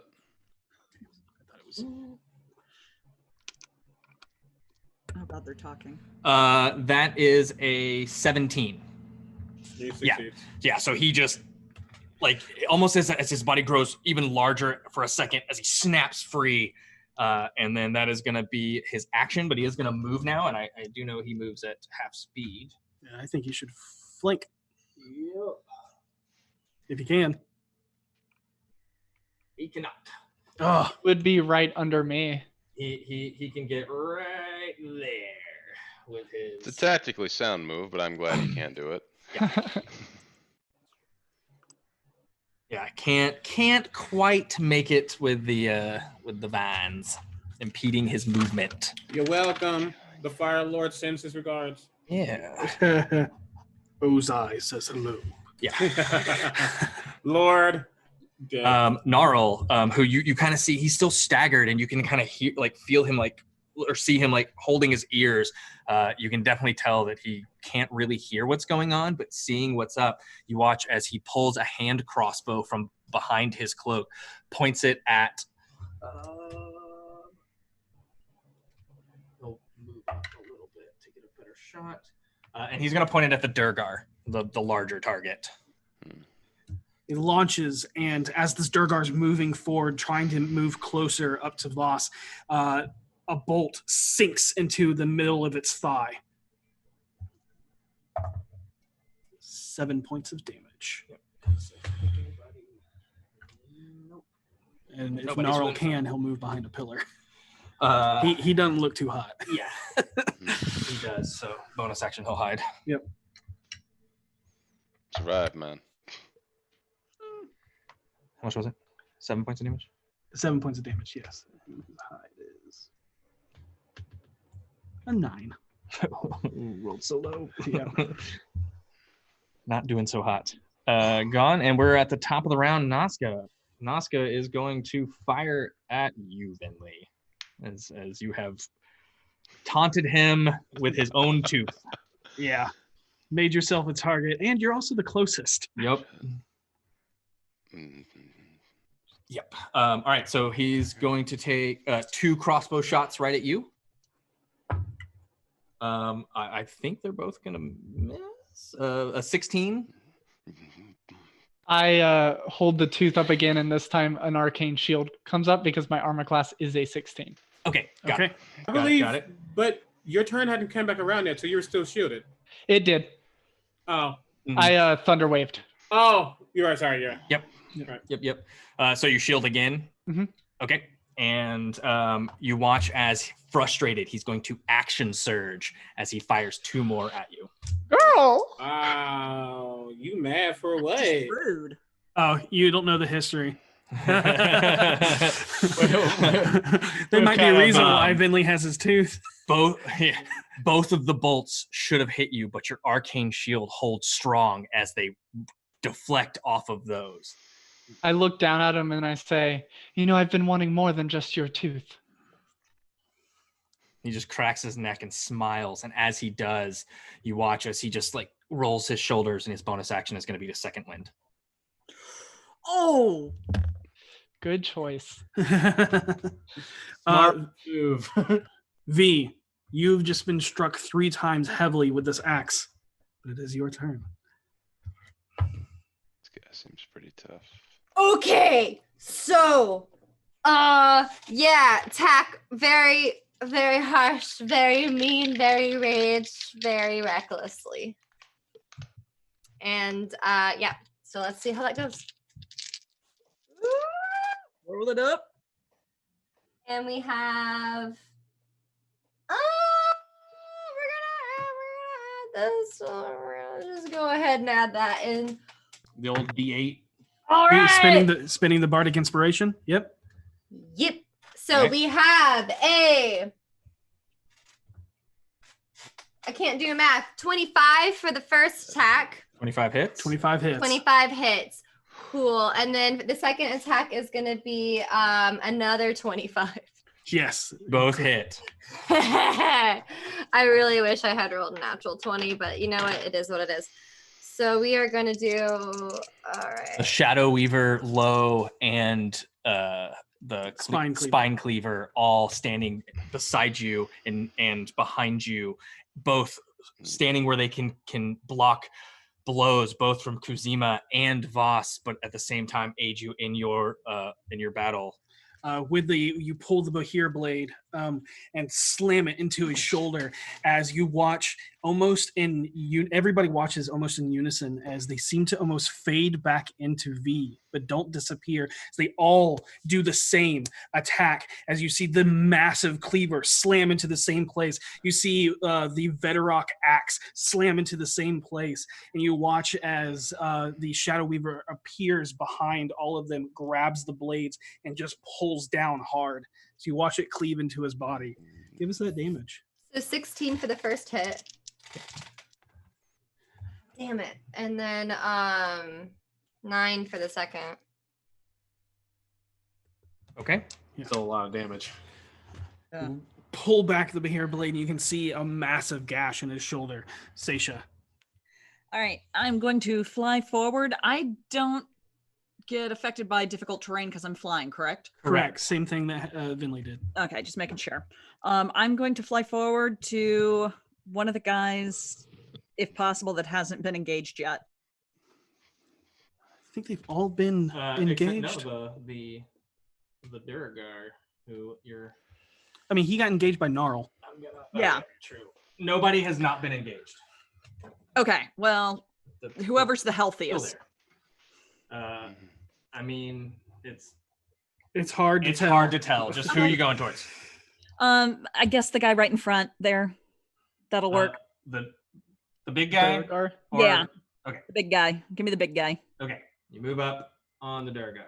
Oh, Via Meliana, you did not have to do that recklessly because you were flanking with me with advantage. Yeah, so that's fine. Yeah, totally fine. Just All make right, so I guess that just means I didn't open myself for. Correct. Exactly. sure. Yeah, just make sure. And I'm going to attack him twice. Sounds good. And one of them's going to be a crit. Nice. Nice. And I'm going to, the other one is going to be a dirty 20. Okay. Both Roll the crit first. Okay, so that's a d8 plus, and I'm using second level for my smite. So that's 10, 18 plus 7, 25 radiant damage. And Go ahead with your second attack. and the second one is going to be, the second attack. The actual weapon damage on that one Oh, got it. is going to be 8. Okay, you don't need to make your second attack against him. Okay. Because he did. you bring your blade down, and as you bring your long sword down, you see the scrolls wrap around it as the script burns into the blade, and as it slams into him, you watch as it all transfers over to this massive form as it burns itself into his flesh, leaving the scripture on his body. As he screams in pain, you watch as his form shrinks down and he crumples to the ground. Nice. Am I close enough to attack anyone else? You are not. Can I move anymore? You cannot. You moved all 30 feet. Okay, then I am done with my turn. That was sick. Good job. Good job. Kuzima. Oh, and me. Yes. Yeah. Please murder something like you do. I just get lucky. So 5 feet diagonal to you is Amerigo. To which I want me to hit him with my staff. And Open 30, the snoot. 35 feet from you is Nazca, the crossbow armed dwarf. And not to just repeat what was kind of said, being someone who knows health very well, how does that dwarf look? The one in full plate? No, sorry, who's in the back with the crossbow? Oh, Nazca? Nazca. Doesn't look. Okay, that's fine. I firebolt him.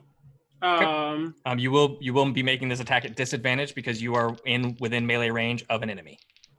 Ooh. Y'all telling me stuff that I didn't know. That's fine. You know what? For the Bible said no, I'm gonna move over to get out of melee range. Okay. Attack an opportunity if you want to. Okay. He will. He will. Okay, I will do that. A 23 to hit you. Yeah, see what happens though when you try to do that, you see a draconic face appear and just a light right in front of him as I warding flame as a reaction. Take it at disadvantage. Nice. Okay, so hold on. That's disadvantage, correct? Yes.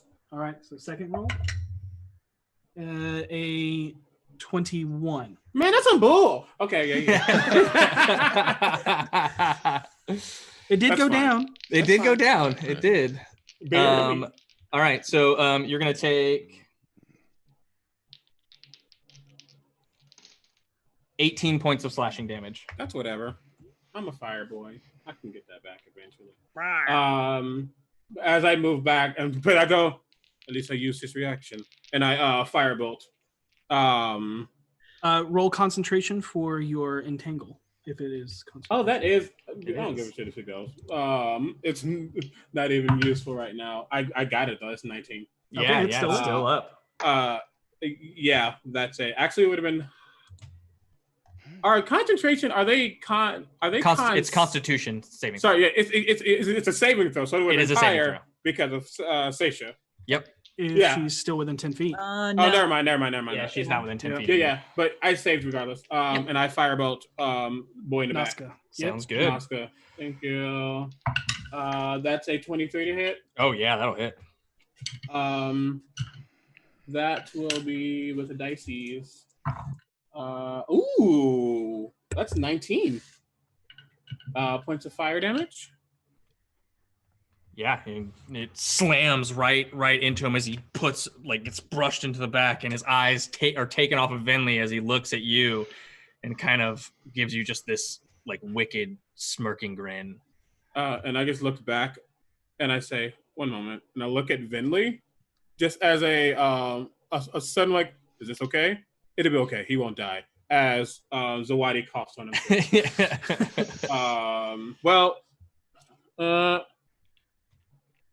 I'm actually in range to cough on him. What's the range? 30 feet? 30. I think I need to. You're 50 feet away from him. But you are within range of Amerigo. I'll cough on Amerigo. Great. Yep. And that's a 19 on the die, so that's definitely probably going to hit. Yeah, that'll hit. Cool beans and college greens. That is. I just put 7 points of fire damage. 7 points of fire damage. Great.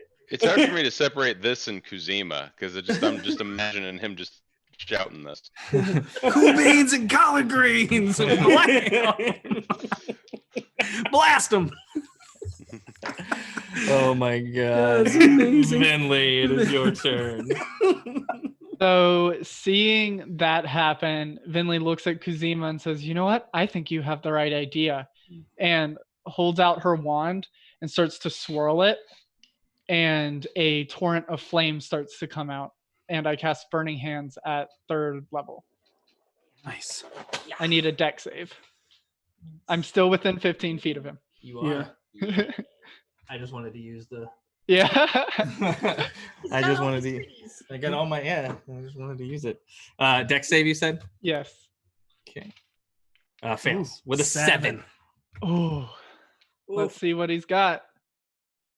All right. He takes 20 points of fire damage. Yikes. Nice. Roll that sweet D&D Beyond damage. Yeah. Kuzima approves. Yeah. Yeah. And then, like a flamethrower out of the wand, just this cone of pure rage of fire washes over him as you look back. And after it's done, there is no more beard left. She'll Just look see at him and face. go, oops. Yeah, he's furious. Yeah, he goes from that smiling, cocky, like, this is going to be fun killing you, to like, oh, you're fucking dead. Yep. All right. At the start of his turn, Harold, what's his? He takes heat metal damage. I don't Right? believe Or it's on your turn. bonus right? actions for me. Got yeah. it. Got it. Then you watch as he just shrugs and like cracks his bones, and you watch as like he almost gets a little like not bigger, but just swells in with strength as he too is going to second wind. Yeah. Bonus action second. Bonus action, second wind, indeed. And then V, he's gonna take 3 more attacks on you. No. I don't want that. I've got my reaction again, right? it is not your turn yet. No, but I have a reaction again because the round's new. Yes, because you use it on his turn, and it came and you went just after him. So yes, you have your reaction back. Okay, cool. Just making Can my ancestor ghosts help block? Your ancestor ghost help other people. I know, but they could help me. They help you attack. That is a 28 to hit. Yeah. I can't help you there. Yeah. Damn.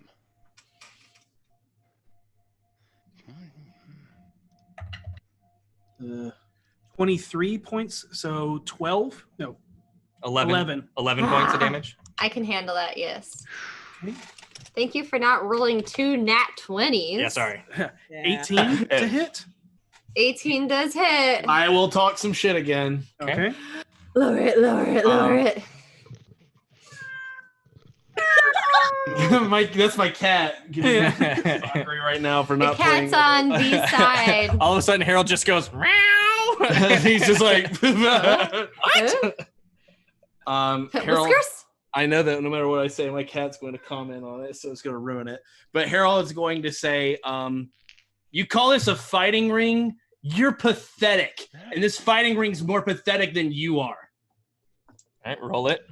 That'll be not enough. 2 again.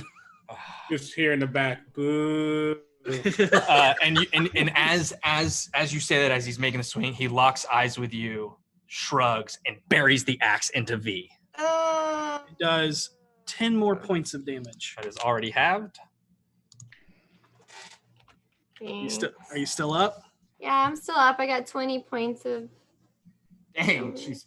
Does a 15 hit? It's my armor class, so technically, yeah. That sucks. I can't. If I I know, had just been that's- patient. Another 10 points of damage. That's already halved. I got you. Oh, God. You're gonna be I okay. got my greater potion of healing. Are you still up? Yeah, I'm still up. Alright. I'm at 11 hit points. We got Let's you. go. Let's take this girl She's so out. tanky. All right. So All right. tanky. Supposed to be the tank. Harold. Oh my God. Pour some damage onto this dude. Yeah, bonus action, burn him again. Okay. So that'll be another. All right, not terrible. 15 points of fire damage. Okay. You watch And- as his armor begins to grow like bright orange as you can feel the heat radiating off of him.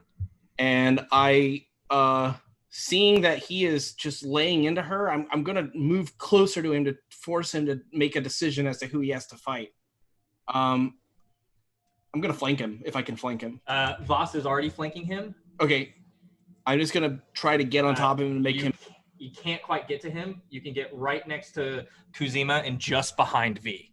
That's fine. As long as I'm close enough that he might consider somebody else, but I'm going to lean forward and I'm going to say, I have a secret I want to tell you. And cast Dissonant Whispers at level 3. Okay. Ooh. Nice. Nice. That is a wisdom saving throw. All right. Wisdom save. Natural 20. Oh my god. Okay, he'll take half. That's damage is damage at this point. Yeah, but that Dissonant Whispers could have been real good at making him run away. I know, that was my plot. That was what I was thinking. I was like, I'll go with lots of damage and maybe I can make him run. The worst roll ever. 6, 7, 8, 4 points of psychic damage. You see as he grits his teeth. We're not in the pits, but you're still gonna die. As you're not in the pits, you're in the promenade. All right, that's Harold. It is now Voss's turn. Attack. Huh? Go for that crit. Does not come today, but a 23 should hit him. 23 hits. Yeah. Woot, woot. Come on. Get that sweet. Maybe. 10. No, it's barely off. 24. All right. Attack other rapier. Wait, hold up. Yeah, I might as well stay where I am. Oh, the chat reminded me of something about my spell. I probably should have said he has disadvantage on all his attacks. Yes, he does. I Okay, was y'all know. wondering. Okay, cool. I was wondering. So Oh, technically, I did y'all not are ward. aware. Okay, cool. But I did not warding flare. He is not rolling at advantage right now, so Does Got your it. spell is doing what it should be doing. Cool. does a 19 hit him? A 19 does hit. Okay. He takes 7 more points of damage. Okay. That's my turn. All right. Gnarl, peering from around the pillar, thinking that he was hidden. He was not. We'll actually take a shot at Amerigo. Roll high, roll hard. Maybe. Oh. No. Fires, and it is true. Slams straight into his chest and shatters against the breastplate. Wow! How dare! Oh, So close. by one. Off by one. Off by one. Damn. Damn. Yep. He will move back and attempt to hide. And Please do. attempt to hide. Do I see him? Yes, the shadow that's wafting off of his cloak is giving him away. Yeah, he is hurting and not in his best mindset, and just can't roll well on those stealth checks because that was That's another 9. All right. But it is now Noska's turn. You watch as Noska is going to fire a bolt at you, Kuzima, and one at you, Vinley. You ain't gonna do nothing. We'll do Vinley first. Double crits. And it will a 12. Yeah, you're just like and against Kuzima, natural 20. Oh no! It actually happened. I shouldn't have opened my mouth. I'm sorry. So the Bible said that's not okay. I read it. It was in Genesis 1:12. And it was in First You Got Me Fucked Up Lations. That's when I saw it. Oh, it's all over. Yeah. It's like 10 chapters. How many? What 26 points of piercing damage. Okay. Oh, no. As that the bolt was so true as he took sharpshooter on this roll. Okay. Can V use her thing? V, you do have a reaction. Yeah, can I react You and absolutely can. do the thing? Yes, you can. 2d6 with something. If you look under your features and traits, you can look under that ability that you got, I believe it's 6th level, and you can see Ancestral Protectors. While raging, the first...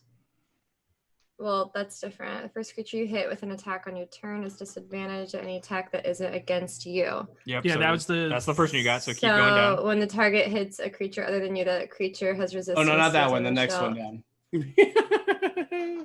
Okay, Spirit Shield. That's Yes. the one. Yes, if you're raging another creature you can see within 30 feet of you takes He is damage, you within can 30 use your feet. reaction to reduce that damage by 2d6. Do it. So let me do that. Uh-huh. That is That'll going keep you to from be taking a wound. 8. So So reduce it by 8. 14. It's okay. You don't gotta worry about it. I already. I'm 26. just adding it back. No. 18. 18. Yeah. So 18. So you take 18 instead of 26. As this bolt comes firing towards you, there's this large shadow wolf that just emerges from in between you and V from the shadows you create across the ground as it grabs the bolt, twisting it out of the air, but it's still the tip of it still cuts against you. Yeah, and the Shadow Wolf is like ethereal red energy. Yeah. As it stands next to the really cool tattooed lady. Yeah. Shadow Weaver. It is now V's turn. What? I'm gonna use my fucking potion, number 1. That's your bonus action. Okay. So do I do that first or second? Do it first. Okay, that's what I was thinking. All right, so I'm gonna use that. Let me delete it off my list wherever I can never find. It's under equipment, Katie. Oh my god, I'm sorry. I'm just one of those people that I can play a game for 10 years and still not know how to play it. So how do I use Greater Healing Potion? What do I add? I just realized I don't know how to do that. I've never 4d4 plus 4. Yep. 4d4 plus 4. Mm-hmm. Okay. Thank you.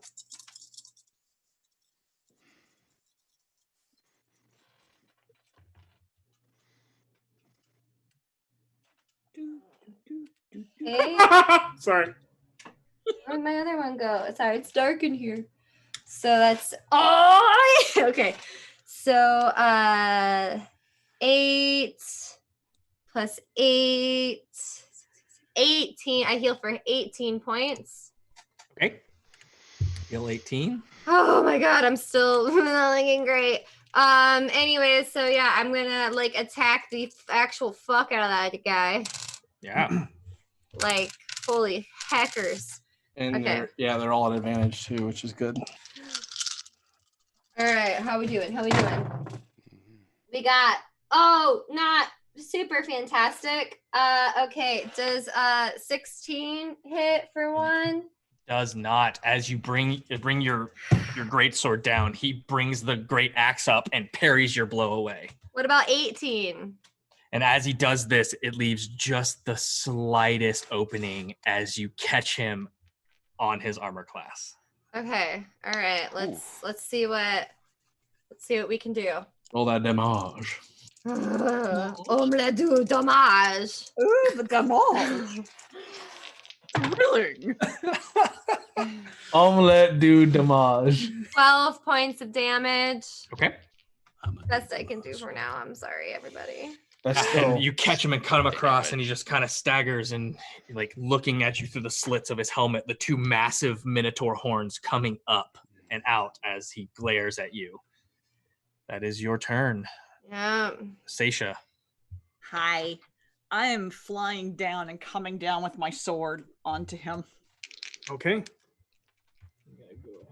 First attack is going to be 21 to hit. 21 hits. And let's see, that's going to be 3 of these.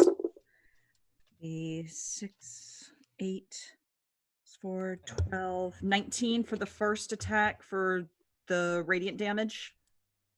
Are you smiting? Yes. Okay. Sorry. And then 5, 7 for regular damage. Okay. Second attack is going to be 23. 23 hits. And that's going to be 7 is plus 8, 15 plus 7, 22.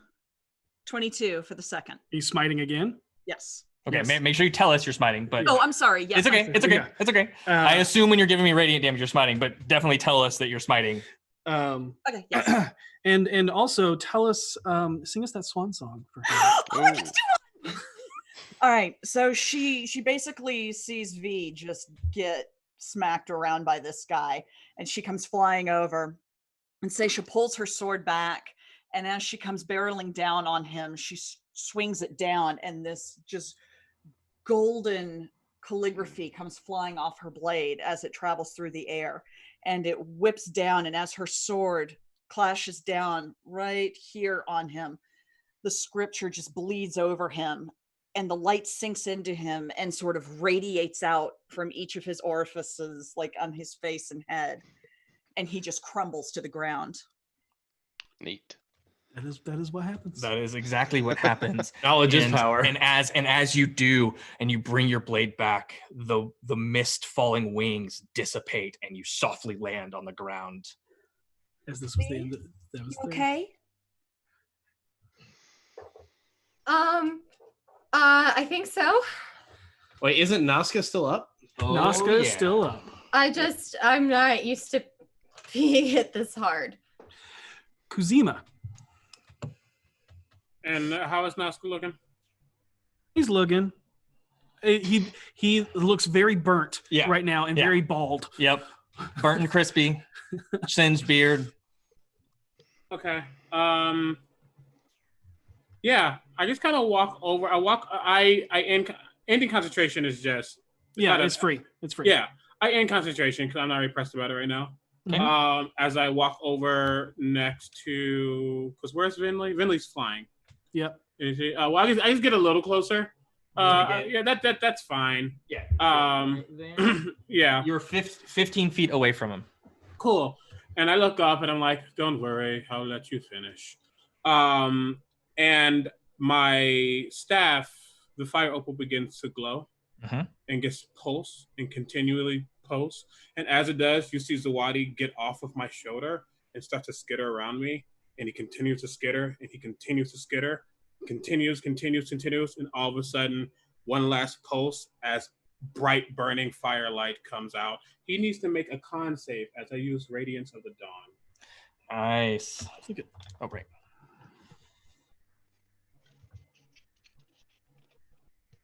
$23.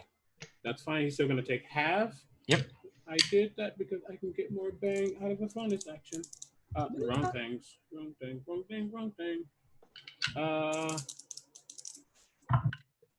Ooh, not bad actually. That's math.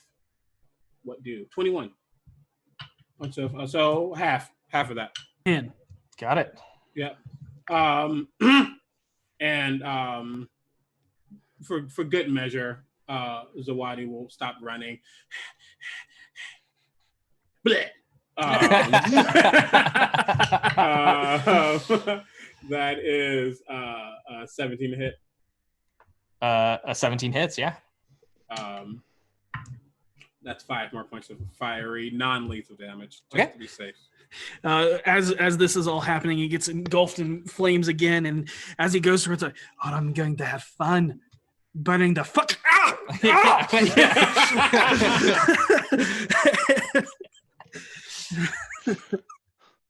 I don't want to end him. I want Vinley to end him. It's your turn, Vinley. She's going to start spinning her wand again and cast another Burning Hands. I need a dex save.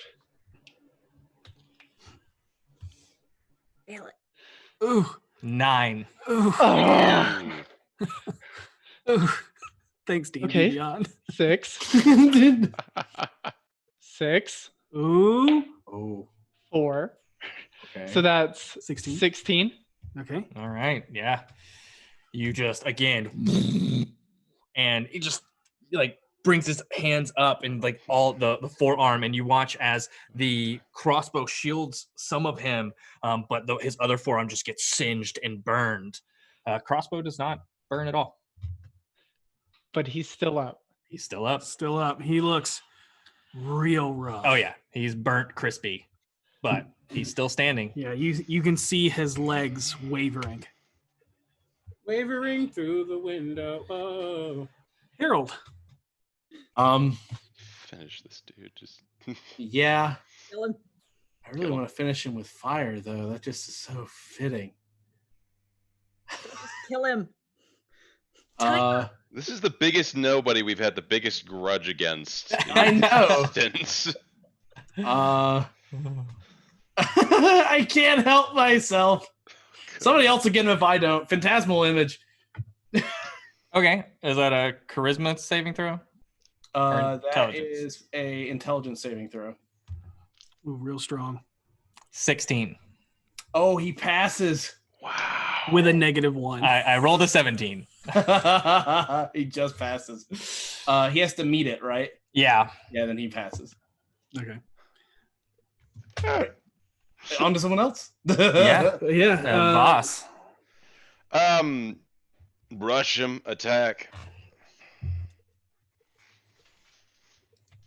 I don't have a personal vendetta against this guy, so I don't care about flourish. You can get right up on him. You do not have advantage on this. No, I do not. Apologies. That'll still hit. 26 to hit. 26 will hit. 14. That's 22 points of damage. Sing us his swan song. I barely register the personal vendetta, and as I pass by Venley, I can almost sense the desire to just do something to this man. Voss doesn't care. He just stabs him straight through the neck and let his body fall to the ground and just focuses on the exit. Fair, yeah, without even looking, you come up on him, kind of flip your rapier over in your hand and just stab him right in the neck and pull it out. And even as you're pulling it, you're turning and continuing your movement through the open door that leads towards the door opens like an iris, small from the center, and opens up as this circular door opens into this hallway that looks to be almost organic. Think Geiger-esque, as there are thousands of eyes against every surface. Everyone, let's just move. And you know that halfway down this hallway is a stairwell that leads up and into the caverns. And do I know where the one we need to light is? Absolutely. Because you're the one that put it there. Yes. Yep. And you're the only one that does know. I will lead them immediately to it. Please. I'm like, this way, this way, this way, this way. And Gnarl comes hobbling up, limping behind you all as he makes his way to catch up to you all. And he pulls and he looks through his bag and he goes, I do not have another torch. Keep running. We will keep going. But really quickly, I hold Vast for a second. I reach into my pouch. I give the potion back. You'll need it more than I do. I take it. I hand it to. I say thank you. I hand it to Sorrel. Gnarl. Sorry. Yep. He happily takes it. Yeah. As he was in single digits. Actually, as he is about to, I'm going to go, no, wait. And Okay. I'll use Lay on Hands for 10 points of healing. Okay. Cool. I will heal V with a level 3 spell. I think everybody being so considerate. Do you want to stop him from drinking the potion? Yeah. Okay. Easy enough. Yeah. Healing for how much, Harold? He'll give it back to you, Voss, and he says, that made me feel much better, thank you. Okay, that's great. And Harold. he points to the stairwell. 15. 15 for what? I cast For healing word me. on V. Okay. Kuzima, as everyone flees and you turn around, getting ready to ignite your flame, you feel a burning in your throat.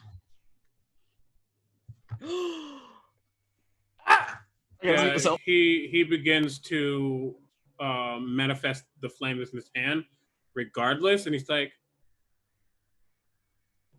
snuffs it. Don't lie to me. And he breathes in, and he attempts, for the first time ever, to fire breath. And the burning sensation, that warmth that you felt with you the entire time, that's even been stronger since you've had this game piece, You feel that warmth start it in your heart and work its way up into your throat as a breath of fire comes out of your mouth and ignites the final barrel. And for the first time ever, you see full potential, the power of a red dragonborn pour out of you. And in the flames, you see where you need to go next. You see where the Fire Lord tells you where your journey is to go. And everyone escapes. The sounds of explosion radiate out from behind you. Unsure if Kuzima made it out in time. And that is where we're going to end tonight's session. Oh my god! Oh, teared up over I here. almost died, sort of. Thank you all so much for joining us tonight. Thank you all, Critical Bard, CB, Omega Jones, for hanging out with us for 3 sessions and introducing one of the most badass characters I've ever had the experience to play with and DM. What a cool character. He got the fire breath. Got the fire breath. I'm like getting all emotional. Welcome to D4. Are you tearing up? No, bitch, I don't. Oh, bye. That was a lot of fun. That was very harrowing. We know we went over a little bit, but we wanted to get to the end of this incredibly harrowing and chaos-filled, hard fight. One last thing. As you guys are escaping, you hear in the faint echoes as it ricochets off the cavern walls. You hear, Silgar, where are you? I'll find you. There we go. And then the radiating explosion that goes off. Yep. Unsure if Kuzima and the Xanathar made it out alive. Yep. And we're gonna pull 3 winners for our 3 giveaways tonight. Eldritch Foundry miniature, the digital copy of the Mythic Odyssey of Theros, Yep. and an awesome shirt from Critical Bard himself. Yeah, #Bard, #Beyond, and #Eldritch. If you have not entered so far, do so in the RockPunch ATL Twitch, and to be entered for this last few seconds before we make this drawing. Once again, thank you, Omega, for joining us. I hope you had fun. I did. Welcome to the D4 family. You are forever a BFG. Oh, I mean, I don't know about that. I don't want to be associated. You got words about the name. You're one of us Fair, now. fair. You're stuck with us. There's no opting out. Winner of the Critical Bard T-shirt is HTT Paladin. Hey, awesome. Paladin. Nice. Paladin. Miss you, bud. Winner of the Mythic Odysseys of Theros digital book is Twiggy Sick. Nice. Twiggy Sick. Good. Like that name. Me too. It's a sick name. It is sick. Ah. I thought it was funny, Dustin. And winner of the Eldritch Foundry miniature is Finnick75. Hey, Hey. So congratulations to our winners. We'll be in touch with you to get the info to you as well. And wow, what a great episode, guys. What a You guys have dealt a heavy blow to the Xanathar. heavy feeling blow. Yep. Yeah, we also stole the fish. You guys don't know that. Nobody knows this. No, we don't know. Boss knows. Boss knows you stole a fish and killed a fish. And what do the fish have souls? Yeah. So we will pick up next week at 7 p.m. Eastern time, 4 p.m. Pacific, right here on. I'm still what a great episode. So thank you all so much. Be sure to tune in next Sunday for our #Sunday crew, Rivals of Waterdeep, which is at 1 p.m. Eastern Pacific time, I believe. I remember that correctly, but I'll tweet that out. But Rivals of Waterdeep is kicking off their next season. It is going to be awesome. We love them so much over there. They're also in Waterdeep Episode? The what? Full episode on Sunday? I think it is. Yeah. I'm so excited. Yeah, it's 10 a.m. Pacific time. Thank you, Lauren, for getting that to me. 1 p.m. Eastern time. See, I knew the 1 p.m. was in there somewhere. It's 1 p.m. my time. Yes, they are a great POC group that is also in Waterdeep. And one of and not even that, but incredible role players. Yeah. And if you love us at D4, please check them out. They are incredible. And have your Sunday filled with D&D with Rivals and D4. Yeah. But remember, as always, especially in the time we're in right now, be excellent to each other. And may you always roll with advantage. Good night, everybody.